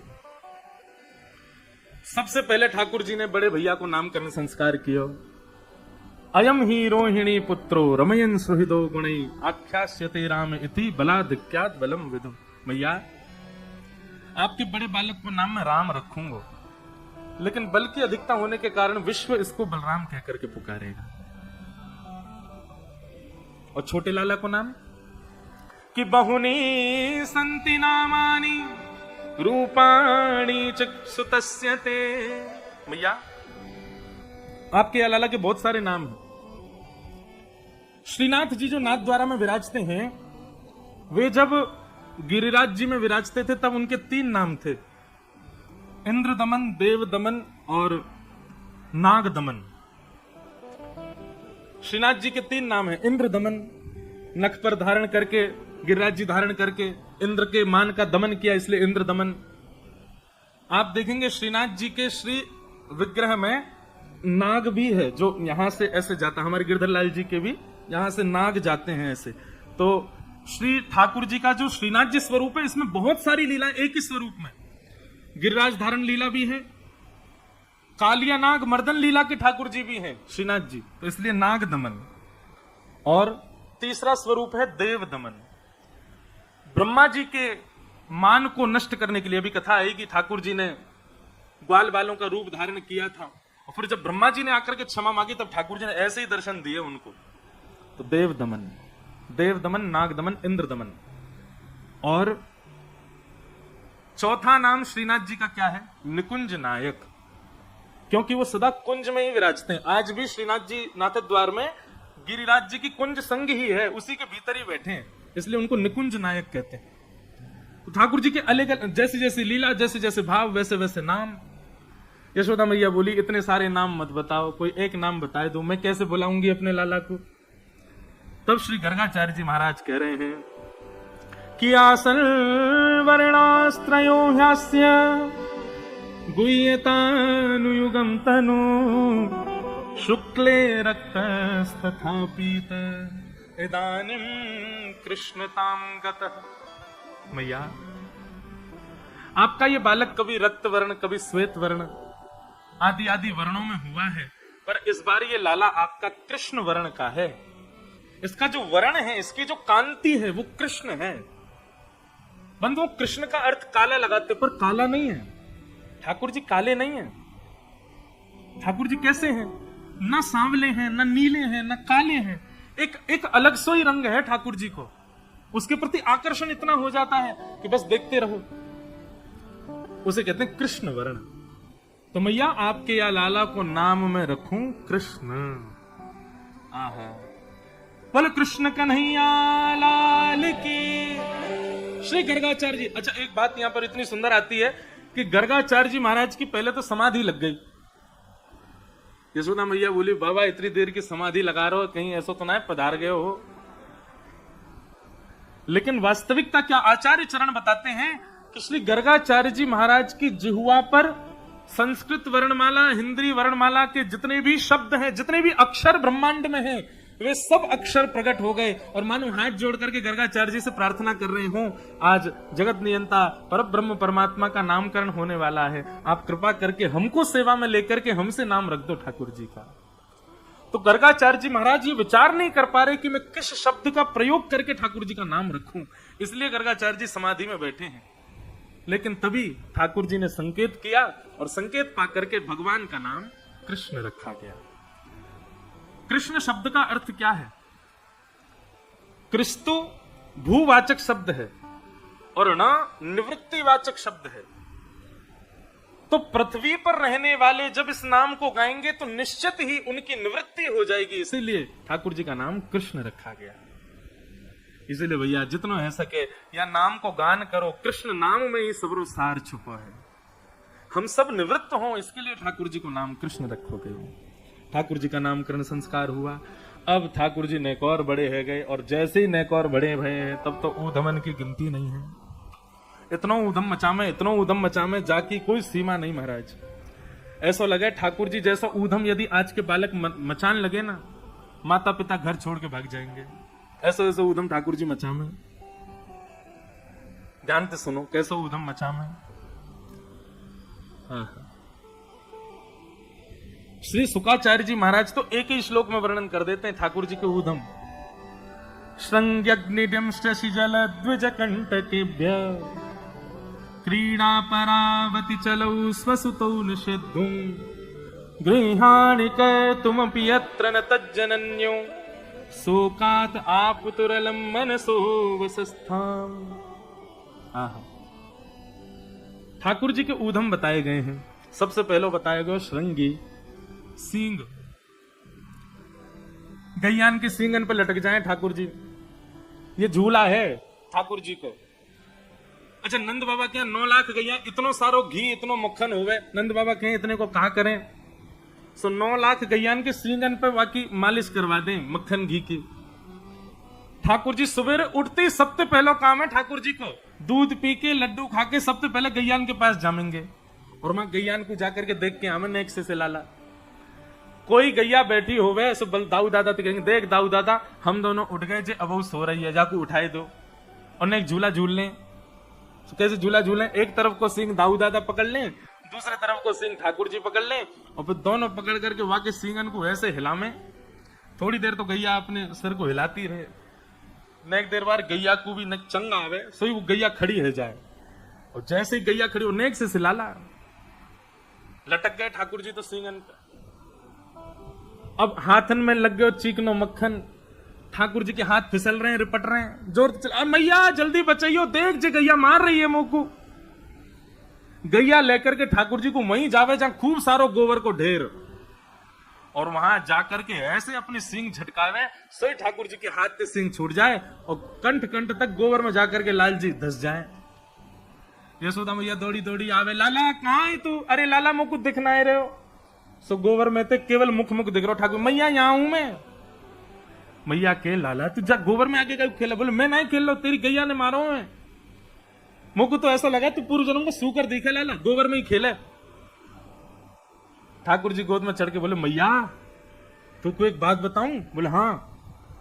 तो को पता हो एक अवतार भयो पहले, बाको नाम हो बड़ा अवतार? बोले हाँ, वो बड़ा अवतार मैं ही तो होता हूं मैया, तो मैं पहले सूकर बन के आ चुका हूं। तो सांची कह रही मैया, मैं पूर्व जन्म को सूकर ही तो हूं। ऐसी मीठी मीठी बात मैया ते करें। श्रृंगी अग्नि द्यमष्टि, ये भाव तो मुझे इतना प्रिय लगे ठाकुर जी को। सवेरे सवेरे ठाकुर जी रो रहे हैं। मैया बोली अरे लाला काय को रो रहे? बोले मैया मेरे संग बहुत बड़ा अत्याचार भयो है। मैया बोली कौन ने कर दियो तेरे संग अत्याचार? बोले मैया कल गौशाला में एक गैया ब्याई, और वाको बछड़ा जैसे ही भयो मैंने वाको मुंह खोल के देखो वाके सबरे दांत आ गए। मैं मैया 3 बरस को है अभी तक 5 ही दांत निकल के आए हैं मेरे। मैया मेरे संग बहुत बड़ा अत्याचार भयो है। जरूर तेने खावे पीवे में कमी छोड़ी होगी, या हमारे जन्मते दांत ना है मेरे। मुंह को निकारने पड़ रहे हैं मेहनत कर करके, दूध पी पी के अपने दांतन को निकाल रहा हूं मैया, मेरे संग बहुत बड़ा अत्याचार भयो। और ठाकुर जी रोज सवेरे उठे, मणि को खम्भ लगो, वह मणि के खम्भ में जाके अपने दांत गिने कितने दांत ने कर आए। द्यमष्टि जल में कूद जामे, और फिर जल में कूद करके ऐसे रोमेंगे कि मैं तो डूब रहा हूं, और जो बचावे आवे वाकू भी धक्का दे दें, वही में कुदाए दें। श्रृंग यज्ञ द्यमष्टि जल द्विजकंटकेभ्य। ठाकुर जी कहा करें, ये भाव भी इतना सुंदर। सवेरे सवेरे ठाकुर जी निकल जाए नंद भवन ते, और राह चलतो भयो जो मिल जावे, संत महात्मा कोई भी मिल जाए, वहां से जाकर के ऐसे बोलेंगे जैसे कितने दिन आते जाने आए।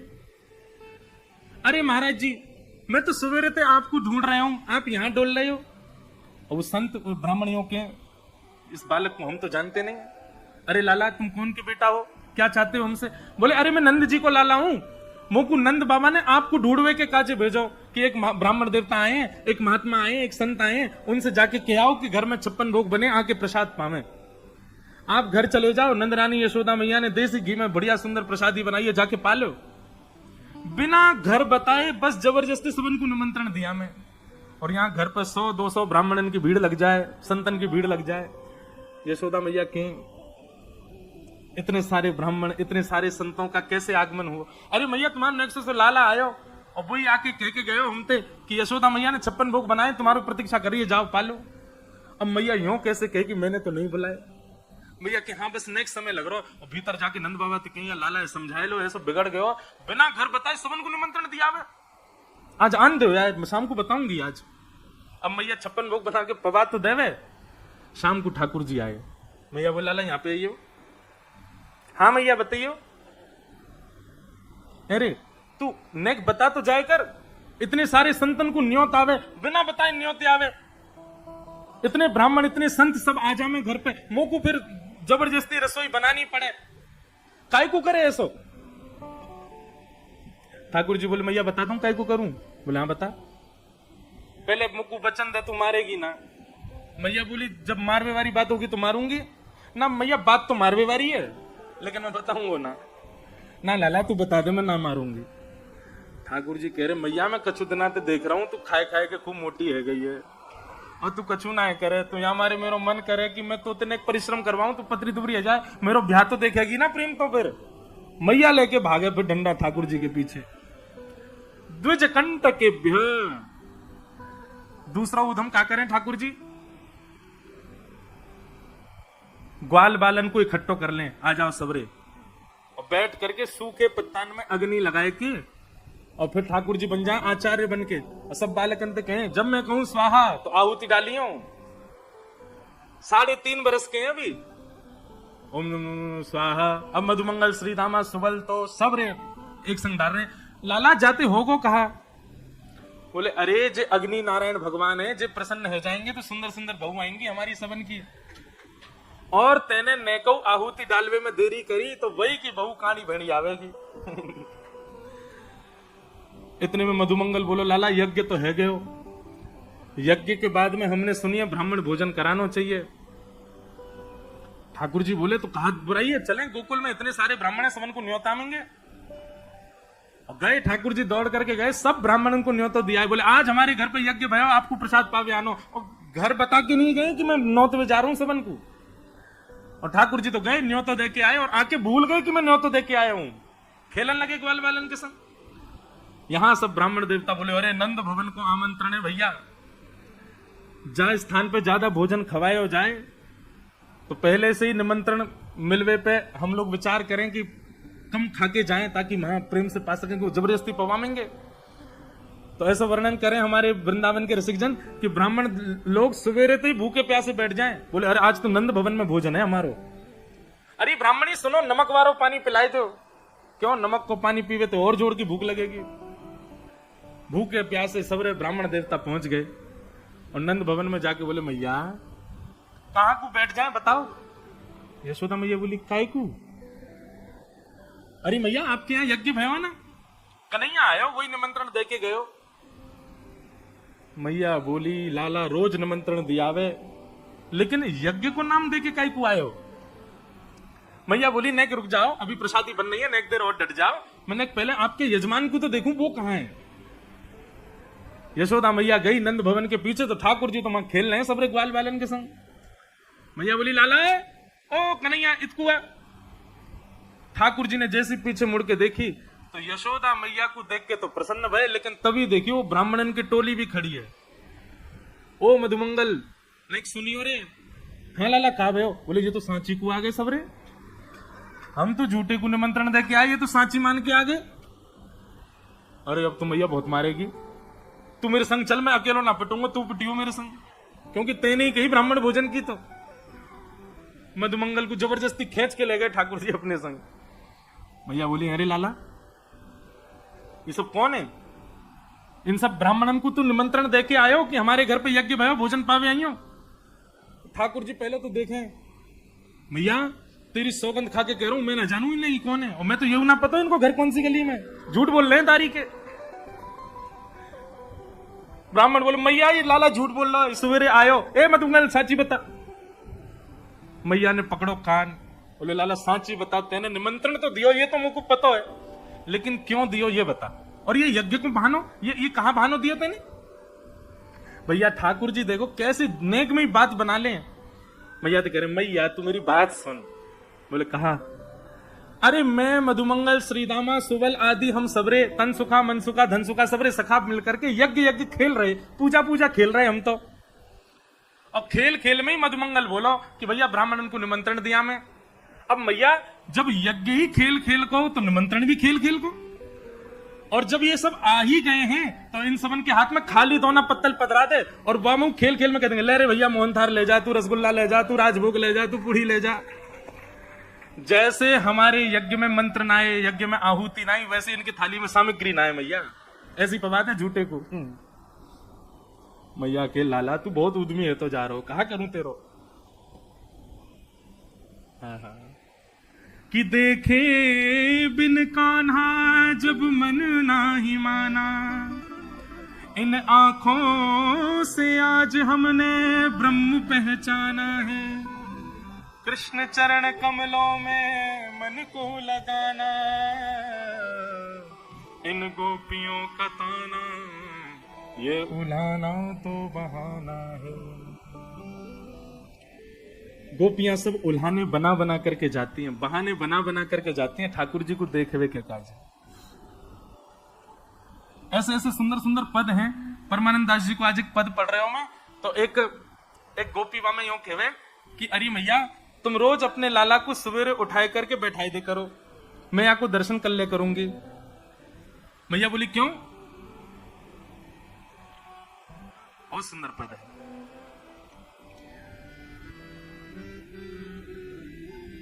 लाला को मुख देखन आई, लाला को मुख देखन आई, कली मुख देख काल मुख देख गई दधि बेचन, जात ही गयो बिकाई, लाला मुख देखन आई। एक गोपी कह रही है मैया मैं तेरी लाला को मुख देख में आई हूं। मैया बोली ऐसे कैसे चली आई, मैं अपने लाला नहीं दिखाऊंगी। बोले मैया तू मेरी बात तो सुन ले। बोले कहा? बोले कल मैंने तेरे लाला को मुख देखो और बा को मुख देख करके गई मैया, जितनो दही लेके गई सबरो बिक गयो, और कल हमारे घर में खूब बढ़िया सामग्री बनी, सबने भोजन पायो और हमारे घर में कल बड़े प्रेम से आनंद भयो, इतना दही हमारो कभी नहीं बिको। तब ते मुंह को लगे तुम्हारो लाला बड़ो शुभ है मेरे काजे। नित ते दूनो दाम भयो घर, गायन बछिया जाई। और मैया केवल मेरी दही ना बिकोए, नित्य दोनों दाम भयो घर। जब तक तुम्हारे लाला को मुख देख करके हमारे दिन की शुरुआत होवे ना, हमारे घर में वैभव बढ़ने लगो मैया, और बछियन गैया जाई। गैया ने एक एक बछिया को जन्म दिया है मैया। लाला मुख देखने आई, आई हो धाए थमाए साथ की, मोहन देहू जगाई, मैया मुख देखने आई। मैया ने कृपा करो ना, तुम लाला को जाके जगाए दो ना, मैं वहां को मुख देख लूंगी, मेरा दिन मंगल होएगा मैया। सुनती है वचन बहस उठ बैठे, नागरी निकट बुलाई, परमानंद सयानी ग्वालिनी, चल संकेत बताई, लाला मुख देखने आई। जैसे ही मैया ने सखी ने कही कि लाला को जगाए दो, तो मैया बहस करने लगी, अरे मेरो लाला सो रहा, ऐसे कैसे उठाई दूंगी। तो वह बहस को पौड़े पौड़े ठाकुर जी सुन रहे हैं भीतर पल्ला में, और पल्ला में जब वह सखी के भाव सुन रहे हैं, तो ठाकुर जी अपनी आंख मीटते हुए नेक से गोपाल जी पल्ला से उतर करके और अपने पामन की पाजेब हाथन से पकड़ के जा रहे हैं कि छमछम आवाज नहीं आ जाए मैया कि मैं उठ गया हूं। और यहां यशोदा मैया लड़ रही है, और पीछे तो धीमे धीमे ठाकुर जी आए, और कोने ते वह सखी को देख करके दिख करके और ऐसे इशारे करके, मैया मत बताइयो, तू देख ले चली जा। परमानंद सयानी ग्वालिनी, चल संकेत बताई, लाला मुख देखने आई। ऐसे नए नए बहाने बना करके गोपियां जाती हैं ठाकुर जी को देखने के लिए। उन्हीं बहानों में एक दिन गोपियां बोली, भैया कछु ऐसा करो कि लाला थोड़ी देर तक डटो रहे और वहां के दर्शन हो। सब गोपी बोली तो कहा करोगे? चोरी को इल्जाम लगा दो जाए पे। और सब गोपी एक से एक नए नए उल्हाने बना करके जा रही हैं। श्री सुखदेव जी महाराज वर्णन कर रहे हैं। अब देखो देखो, ये जो ठाकुर जी की माखन चोरी है ना, अधिकतर माखन चोरी जो है वो ठाकुर जी ने करी है, ऐसा नहीं करी नहीं है, पर इतनी नहीं करी जितनी बताई गई है। ठाकुर जी ने नेक करी है, लेकिन बाकी की जो चोरियां सुनाई जाती है ना कथाओं में आदि आदि, वो सब गोपियों ने बताई है मैया को अपनी भावना से। मैया ऐसे ऐसे करे तुम्हारो लाला, केवल ठाकुर जी का दर्शन करने के लिए। तो गोपी कहा कह रही है, एक गोपी, आज बहुत सारी गोपी आ गई यशोदा मैया के यहाँ। मैया बोली, कौरी सखी कैसे आई? बोलो मैया तुम अपने लाला को समझा लो, नहीं तो कल दिन हम देख लेंगी। भाई मैया बोली, अरे अरे अरे ऐसे कैसे चढ़ी जा रही हो, कहा बात है कि बताओ। तब गोपियां कह रही हैं, वत्सान मुंचन क्वचित समय क्रोश संजात हास, स्तेयं स्वादद्दधिपयः कल्पितैस्तेययोगै, मर्कान् भोक्षन् विभजति सचेन्न त्रिभाण्डं भिनत्ति, द्रव्यालाभे सग्रह कुपितो यात्युपक्रोशतो कान। गोपियां कह रही हैं, मैया तुम्हारा लाला कैसे उदम मचावे, इतकू देखो यहां देखो सब रे, कथा सुनो। वत्सान मुंचन क्वचित समय, बोले मैया असमय में जब दूध काढ़वे को समय होवे, वही समय तुम्हारो लाला गैयान के बछड़ान को छोड़ के भाग जाए, सबरो दूध बछड़ा बचिया पी जाए, हमको बचे ही ना है। मैया बोली मेरो लाला को यूं लगे कि गैयान के बछड़ा बछियान को हक है दूध में, उनको मिलना चाहिए, या हमारे बेचारो भोल है खोल के भाग जाए। बोले मैया बछड़ा बछियान ने खोल दे, या बात से हमको इतनी पीड़ा ना है, लेकिन दूसरी बात सुनो। बोले कहा स्तेयम स्वादधिपय, तुम्हारो लाला दही की, दूध की, माखन की चोरी करे। यशोदा मैया खूब जोर से हंसी, वाह और कोई बात ना मिली तुम्हें? मेरे घर में घी के कुआं है, मैं चाहूं ना तो मेरे घर से दही की नदी बह सके। 9 लाख गैया है मेरे यहाँ, लाला को कोई कमी? मेरो लाला चाहे तो जलते कभी ना नहावे को, पंचामृत से नहावे को। आ गई है मुंह उठा करके कि हमारे यहाँ की मक्खन चुरा ले दही। अरे मेरे घर के दही मक्खन के आगे कोई कम पड़ रहा हो मेरे लाला को? अरे मैया तुम तो नाराज रह रही हो, लेकिन हमारी बात सुनो, तुम्हारो लाला चुरावे वहां से हमें दिक्कत ना है तो क्या बात है दिक्कत है? बोले 3 सेना लेके चले संग में, जल सेना, थल सेना, वायु सेना। मैया बोली ये कैसी है? बोले जल सेना तो कई ग्वाल बाल तो गोपी के घर यमुना जी में तैरते हुए पहुंचे, पीछे के मार्ग थे। थल सेना में स्वयं कन्हैया और 3-4 सखाया के संग चले। और वायु सेना कौन है? बोले मरकान भोक्षण, बोले ये सबरे बंदर, ये वायु सेना, ये कूद कूद करके जामे और दूसरी छत पे मैया कू कू करके आवाज करें लाला। बोले लाला यही है मक्खन, आ जा दौड़ के। बोले मैया तुम्हारो लाला अकेलो पाले, हमें दिक्कत नहीं, पर ग्वाल बालन ने खवाए दे और फिर बचो वह मक्खन बंदरन में लुटाए दे। मैया बोली अब अकेला तो खावे को ना, बैठ के खावे मेरो लाला, वाको सुख है ये तो। एक गोपी बोली बंदरन को भी खवावे, ग्वाल बालन को भी खवावे, वहां से भी हमें दिक्कत ना है मैया, तो काय बात की दिक्कत है? बोले नात्री भांडम भिन्नति, स्वयं खा ले, ग्वालन को खवा दे, बंदरन को खवा दे, वाके बाद भी मक्खन बच जाए तो दया करके छोड़ के ना जावे। तो बोले डंडा लेके आवे, मटकी फोड़ के भाग जाए, सबरे मक्खन को गिराए के वहां को चौका लगा जाए पूरे घर में, पूरे घर में पोंछा सो लेप जाए मक्खन को। मैया तुम्हारो लाला चोरी भी करे और हमें तो लगे दूसरों आशय कहा है को। बोले सबरे ब्रजवासी इनके हाथ पाम तोड़वे को हो रहे, क्यों हम गोपी जैसे ही प्रवेश करें सोई मक्खन ते पाम चीकने जाए, हम सबरी फिसल जाए, कोई को सिर फूट जाए, कोई की कोनी टूट जाए, कोई के हाथ में लग जाए। एक तो चोरी करे मैया, ऊपर ते कष्ट और दे, पीड़ा और दे तुम्हारो लाला। अब मैया थोड़ी ध्यान पूर्वक सुन रही हैं, ठाकुर जी को पक्षनाएं ले रही। तभी एक गोपी ने एक बात कह दी। बोले क्या? मेहनादी निवास। तो पहले मैं कथा में इस भाव को बोलता था, फिर मैंने बंद कर दिया, लेकिन ब्रज में कथा है तो मैं बोल दे रहा हूं फिर से।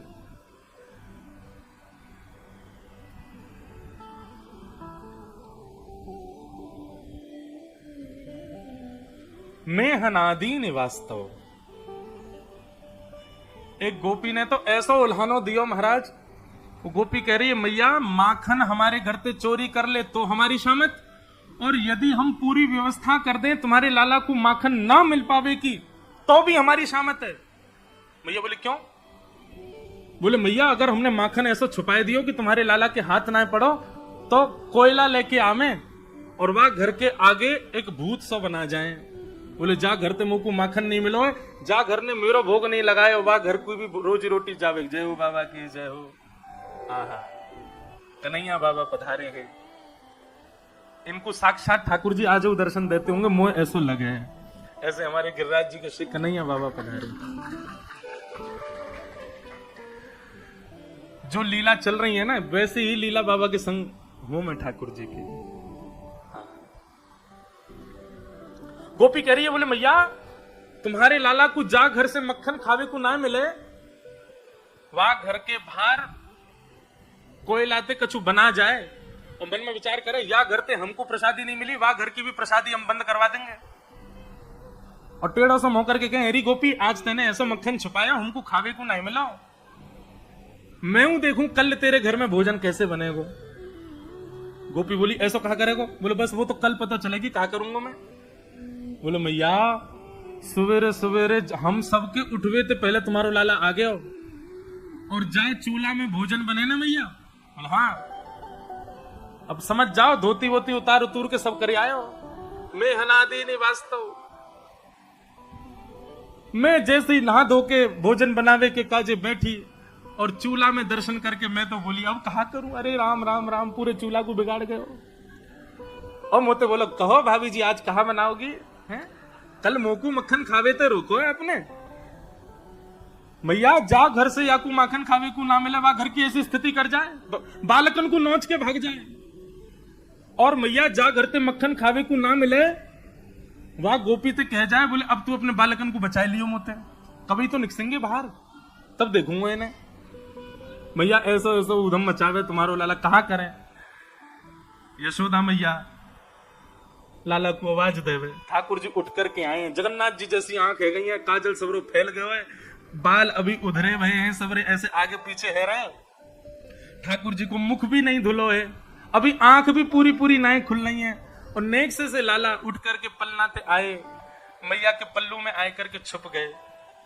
मैया कह रही अरे लाला ये सबरी गोपी ये बात कह रही हैं। सुबह सुबह बालक को क्या चाहिए, अपनी मैया की गोद चाहिए, प्रेम चाहिए। और यहाँ यशोदा मैया ने डांट दिया ठाकुर जी। ठाकुर जी पहले तो खूब रोए और रो करके सिसकी भर रहे हैं बार बार। मैया बोली चुप है जा, चल बता मोकू मैंने चोरी करी इनके यहाँ जाए करके। ठाकुर जी के नेत्र लाल पड़ गए और मैया सो कह रहे हैं मैं नहीं माखन खायो सो मैया मोरी, मैं नहीं दही चुरायो। श्री सूरदास जी का पद है। ठाकुर जी कह रहे हैं मैया मैंने नाए खायो माखन। और कहा कह रहे हैं भोर भई गैयन के पाछे, मधुवन माही पठायो, चार प्रहर वंशी वट भट क्यों, सांस पर घर आयो, मैं नहीं माखन खायो सो मैया मोरी, मैं नहीं दही चुरायो। ठाकुर जी कह रहे हैं मैया तो को मुंह पे दया ना आ रही, नहीं कभी कैसी चिकनी चुपड़ी बातन में मैया को उलझा रहे हैं ठाकुर जी। मैया भोर होत गैयन के पाछे, मधुवन माही पठायो, सुबह हेती में गैयान को चरावे चलो जाऊं मैया, नेक सो तेरो लाला गैया चरावे जावे सुबह सुबह। चार प्रहर वंशी बट भटक्यो, सुबह से शाम तक वंशी बट पे घूमतो शाम को नेक सांस पड़े तब घर लौट के आऊं मैया, इतनी मेहनत करूं और आज तो मुंह पे जो है का ये चोरी को इल्जाम लगा रही है। ठाकुर जी ब्लैकमेल कर रहे हैं मैया। ठीक है मैया देख लियो तेरो प्रेम मैंने, कोई बात ना है मैया, मैं बालक बैयन को छोटो, छीको कही विध पायो। मैया नेक सो लाला हूं मैं तेरो, नेक सो लाला। और ये इतने ऊंचे छीका पे मटकी टांग के रखे, बताइयो मैं कैसे चढ़ूंगा बाकी ऊपर, मुंह कैसे मिल जाएगी वो। मैया अटारी पे तू गोदी में लेके मुंह को खड़ी है जाए तो मोते नीचे ना देखो जाए, मैं इतनी ऊंचे छीके पे चढ़ के मक्खन कैसे चुराऊंगा मैया। ग्वाल बाल सब मीर करे हैं, बर बस मुख लपटायो। ठाकुर जी कह रहे हैं बोले मैया जब मैं गैया चरा के लौटू ना तो कोई ग्वाला इनके यहाँ चोरी करके भाग जाए, अब वो ग्वाला तो इनको मिले ना, सीधो साधो में गैया चरा तो भाई आऊं तो जबरदस्ती मुझे पकड़ के मेरे मुंह पे मक्खन लगा के देखो यही ने चोरी करी है। बर बस मुख लपटायो। भैया तो मैं कई बात बताऊं ना जी गोपी मुंह पे कितना अत्याचार करें सबरी, लेकिन भैया तेरी गलती ना है क्योंकि मैं बहुत भोरा हूं ना, बालक भोरा तो मैया तो भोरी होगी। गोपी बोली अरे लाला उल्टा बोल रहा है, मैया भोरी हो गए तब लाला भोरा हो गए, यहाँ उल्टा ही चलेगा, मैं भोरा हूं यहाँ हमारे मैया मेरी भोरी है, तू चुप रहे। तू जननी मन की अति भोरी, तू जननी मन की अति भोरी, सको कहाँ पतियायो। मैया तू बड़ी भोरी है, लेकिन आज तेने इतनी जोर से मेरा हाथ पकड़ो मैया और मुंह को डांटो तेने। अब मैया तू मेरी बात सुन ले। मैया बोले कहा। सो ठाकुर जी गए और गैया चरावे वाली लकुटी लेके आए और अपनी कारी कमरी लेके आए और मैया तो बोले ये ले अपनी लकुटी कमरिया, बहुत ही नाच नचायो। भैया जेले अपनी लकुटी और जेले अपनी कमरिया, कोई दूसरा बालक ढूंढ लियो, मैं तो जा रहा हूं घर छोड़ के। अरे ऐसे घर में कहा रहे जा, ऐसे इल्जाम लगा रहे मुंह पे, 3.5 बरस को है गयो, मेरी ब्याह की उम्र है रही है मैया, तू मुंह पे चोरी को इल्जाम लगा रही है।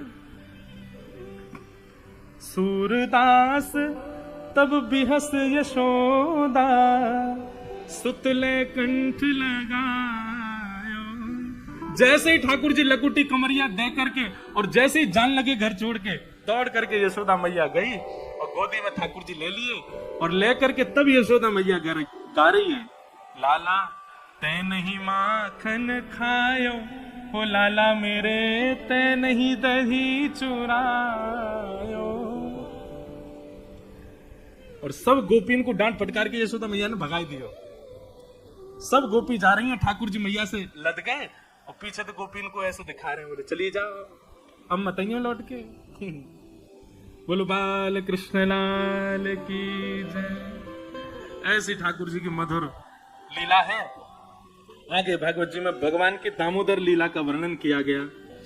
तत्पश्चात ठाकुर जी की दामोदर लीला का मतलब क्या, ऊखल बंधन लीला। ठाकुर जी ऊखल से बांध दिए मैया ने, एक दिन मटकी फोड़ दी घर में ही, मैया ने ठाकुर जी ऊखल से बांध दिए। सो ठाकुर जी ऊखल से बंधे भय, दो वृक्षण के बीच से जैसे ही निकसे, स्पर्श करते ही दोनों वृक्ष गिर गए।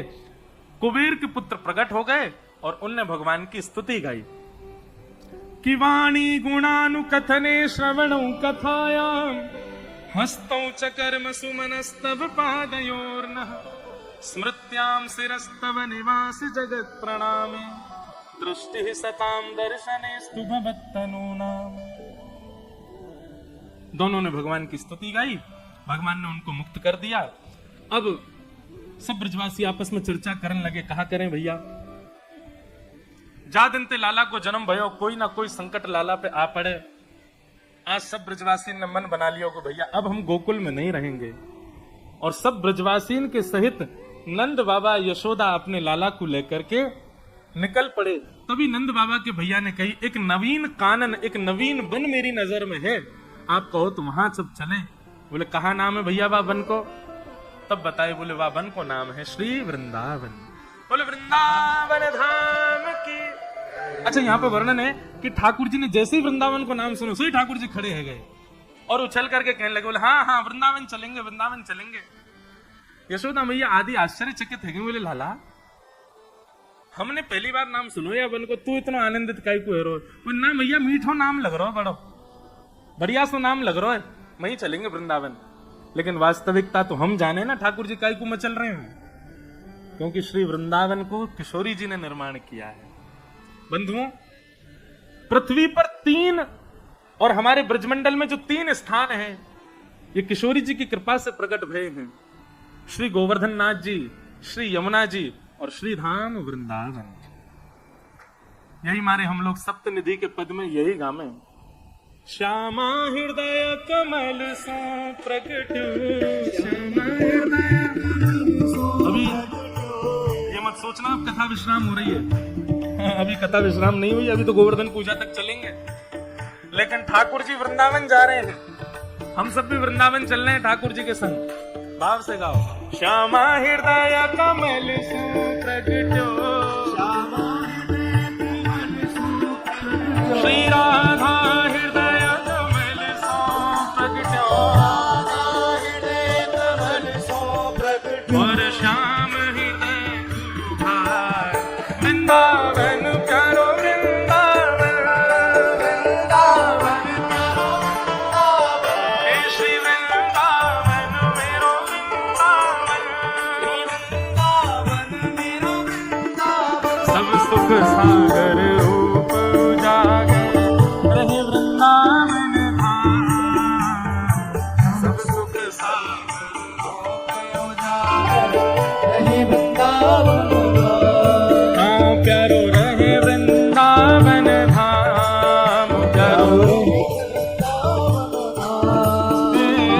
रूप गोस्वामी प्रकट कियो जहाँ, रूप गोस्वामी प्रकट कियो, श्री रूप गोस्वामी प्रकट कियो जहाँ, रूप गोस्वामी प्रकट कियो, राधा गोविंद रूप निधान, वृंदावन प्यारो वृंदावन, वृंदावन प्यारो वृंदावन, हे श्री वृंदावन मेरो वृंदावन, वृंदावन मेरो वृंदावन, रूप गोस्वामी प्रकट कियो जहाँ,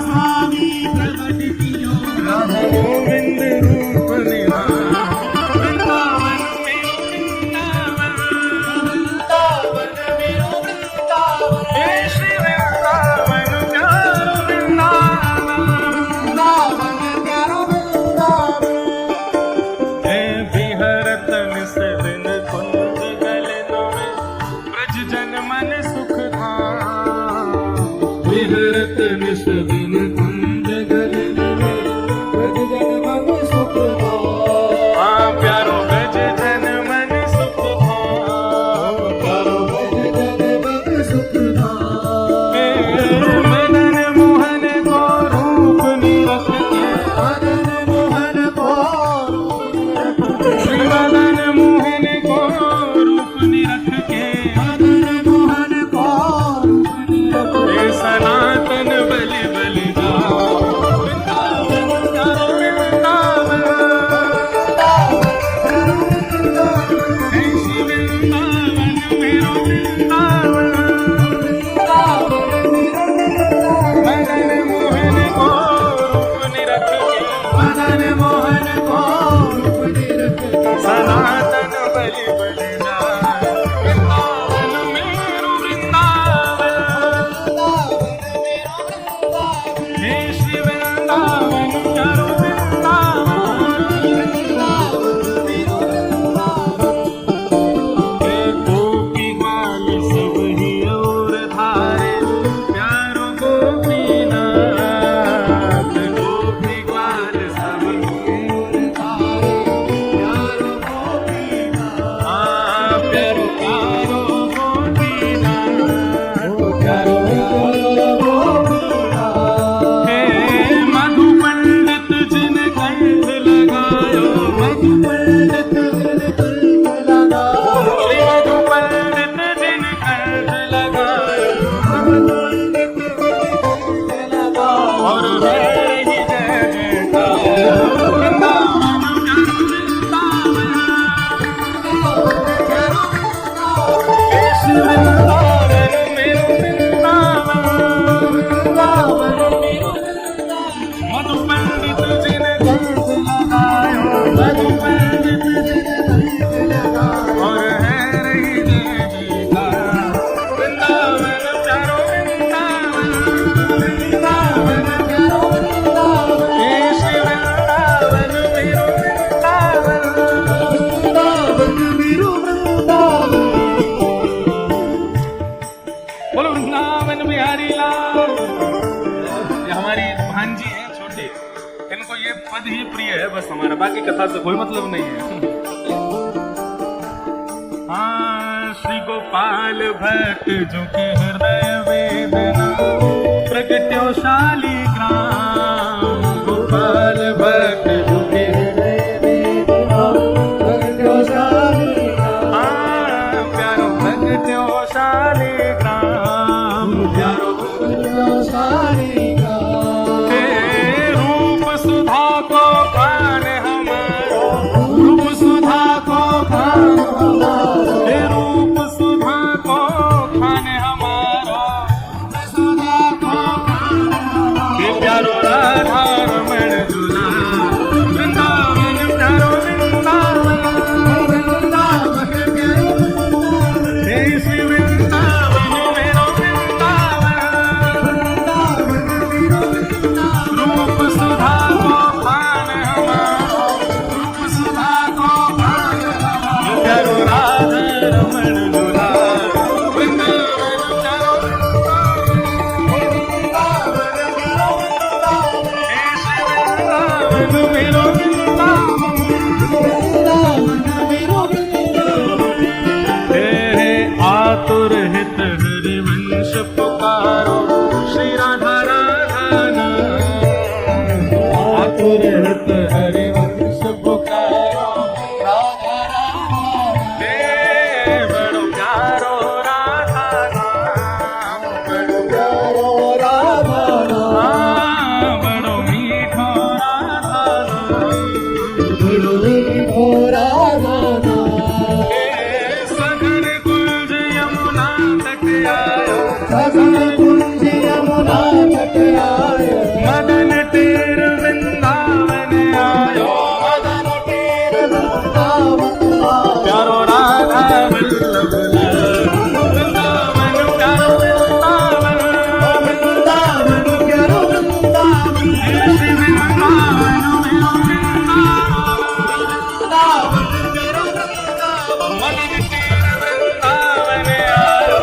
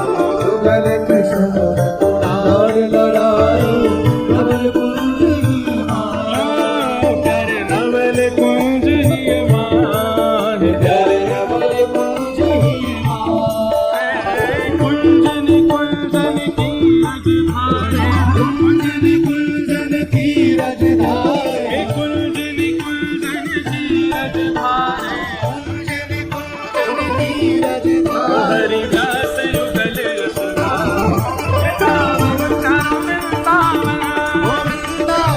प्यारा वृंदावन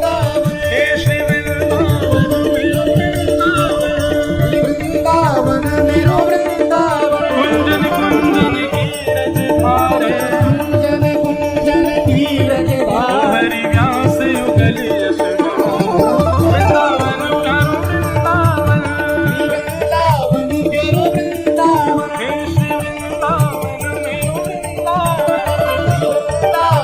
मेरो वृंदावन भुवन चतुर्दश की सुंदरता निधिवन करत बिहार भुवन चतुर्दश की सुंदरता निधिवन करत बिहार हमारे कहाँ है चित्र विचित्र बाबा बाबा यहाँ पंक्ति में तो उठना ही पड़ेगा आप हाँ भुवन चतुर्दश की सुंदरता निधिवन करत बिहार भुवन चतुर्दश की सुंदरता निधिवन करत बिहार कर निधिवन करत बिहार निधिवन करत उठा उठा के बिहार गाओ श्यामा प्यारी बांके बिहारी श्यामा प्यारी बाके बिहारी श्यामा प्यारी कुंज बिहारी ओ श्यामा प्यारी कुंज बिहारी हे श्यामा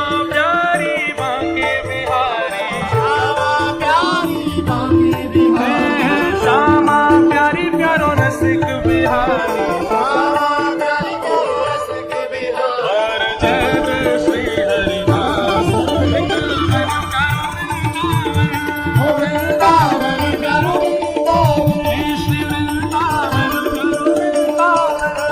वृंदावन प्यारो वृंदावन श्यामा प्यारी कुंज बिहारी जय श्री हरिदास बोलो हे श्यामा प्यारी कुंज बिहारी जय श्री हरिदास बोलो श्यामा प्यारी बांके बिहारी जय श्री हरिदास बोलो श्यामा प्यारी रसिक बिहारी जय श्री हरिदास बोलो हे श्यामा प्यारी कुंज बिहारी जय श्री हरिदास बोलो हे श्यामा प्यारी बांके बिहारी श्यामा प्यारी बाके बिहारी और जय जय श्री हरिदास वृंदावन मेरो वृंदावन वृंदावन मेरो वृंदावन हे श्री वृंदावन प्यारो वृंदावन प्यारा वृंदावन ओ जिनकी कृपा से यह रस प्रगट वृंदावन अभिराम जिनकी कृपा से यह रस वृंदावन आज श्री राधा रसिक बिहारी जी के दर्शन कौन कौन ने किए हाथ ऊपर करो आज आम के बंगला में ठाकुर जी विराजे आम मनोरथ लेकिन आज आपने एक बात देखी श्री रसिक बिहारी ठाकुर जी के संग आज गिरधर लाल जी भी विराज रहे हैं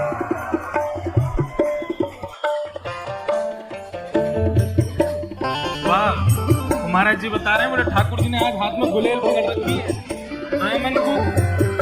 आमन को तोड़ तोड़ के किशोरी जी को और लाल जी को पवा रहे हैं जिनकी कृपा से यह रस प्रगट वृंदावन अभिराम जिनकी कृपा से है रस प्रकट वृंदावन अभिराम सप्त निधिन को ही उजियारो सात निधन को ही उजियारो हम सबको प्राण दे प्यारो हम सबको प्राण दे प्यारो श्री रसिक बिहारी जी को अति ही प्यारो रसिक बिहारी को अति ही प्यारो हे हमारो गिरधर लाल वृंदावन प्यारो वृंदावन वृंदावन प्यारो वृंदावन श्री वृंदावन मेरो वृंदावन सप्त निधिन को ही उजियारो सात निधन को ही उजियारो यहाँ हम सबको मिलवा दे वारो हम सबको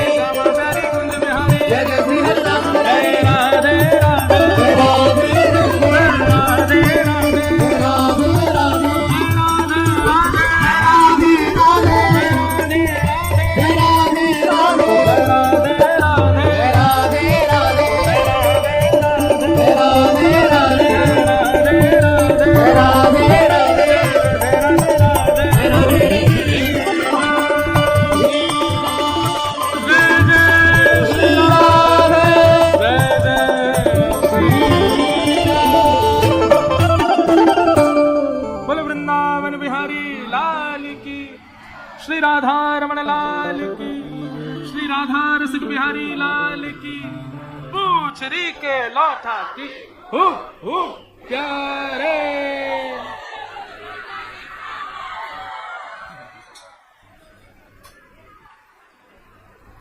वनम वृंदावनम नाम पशव्यो नवकाननम, गोप गोपी गवां सेव्यम पुण्याद्रि प्रणवेरुधम।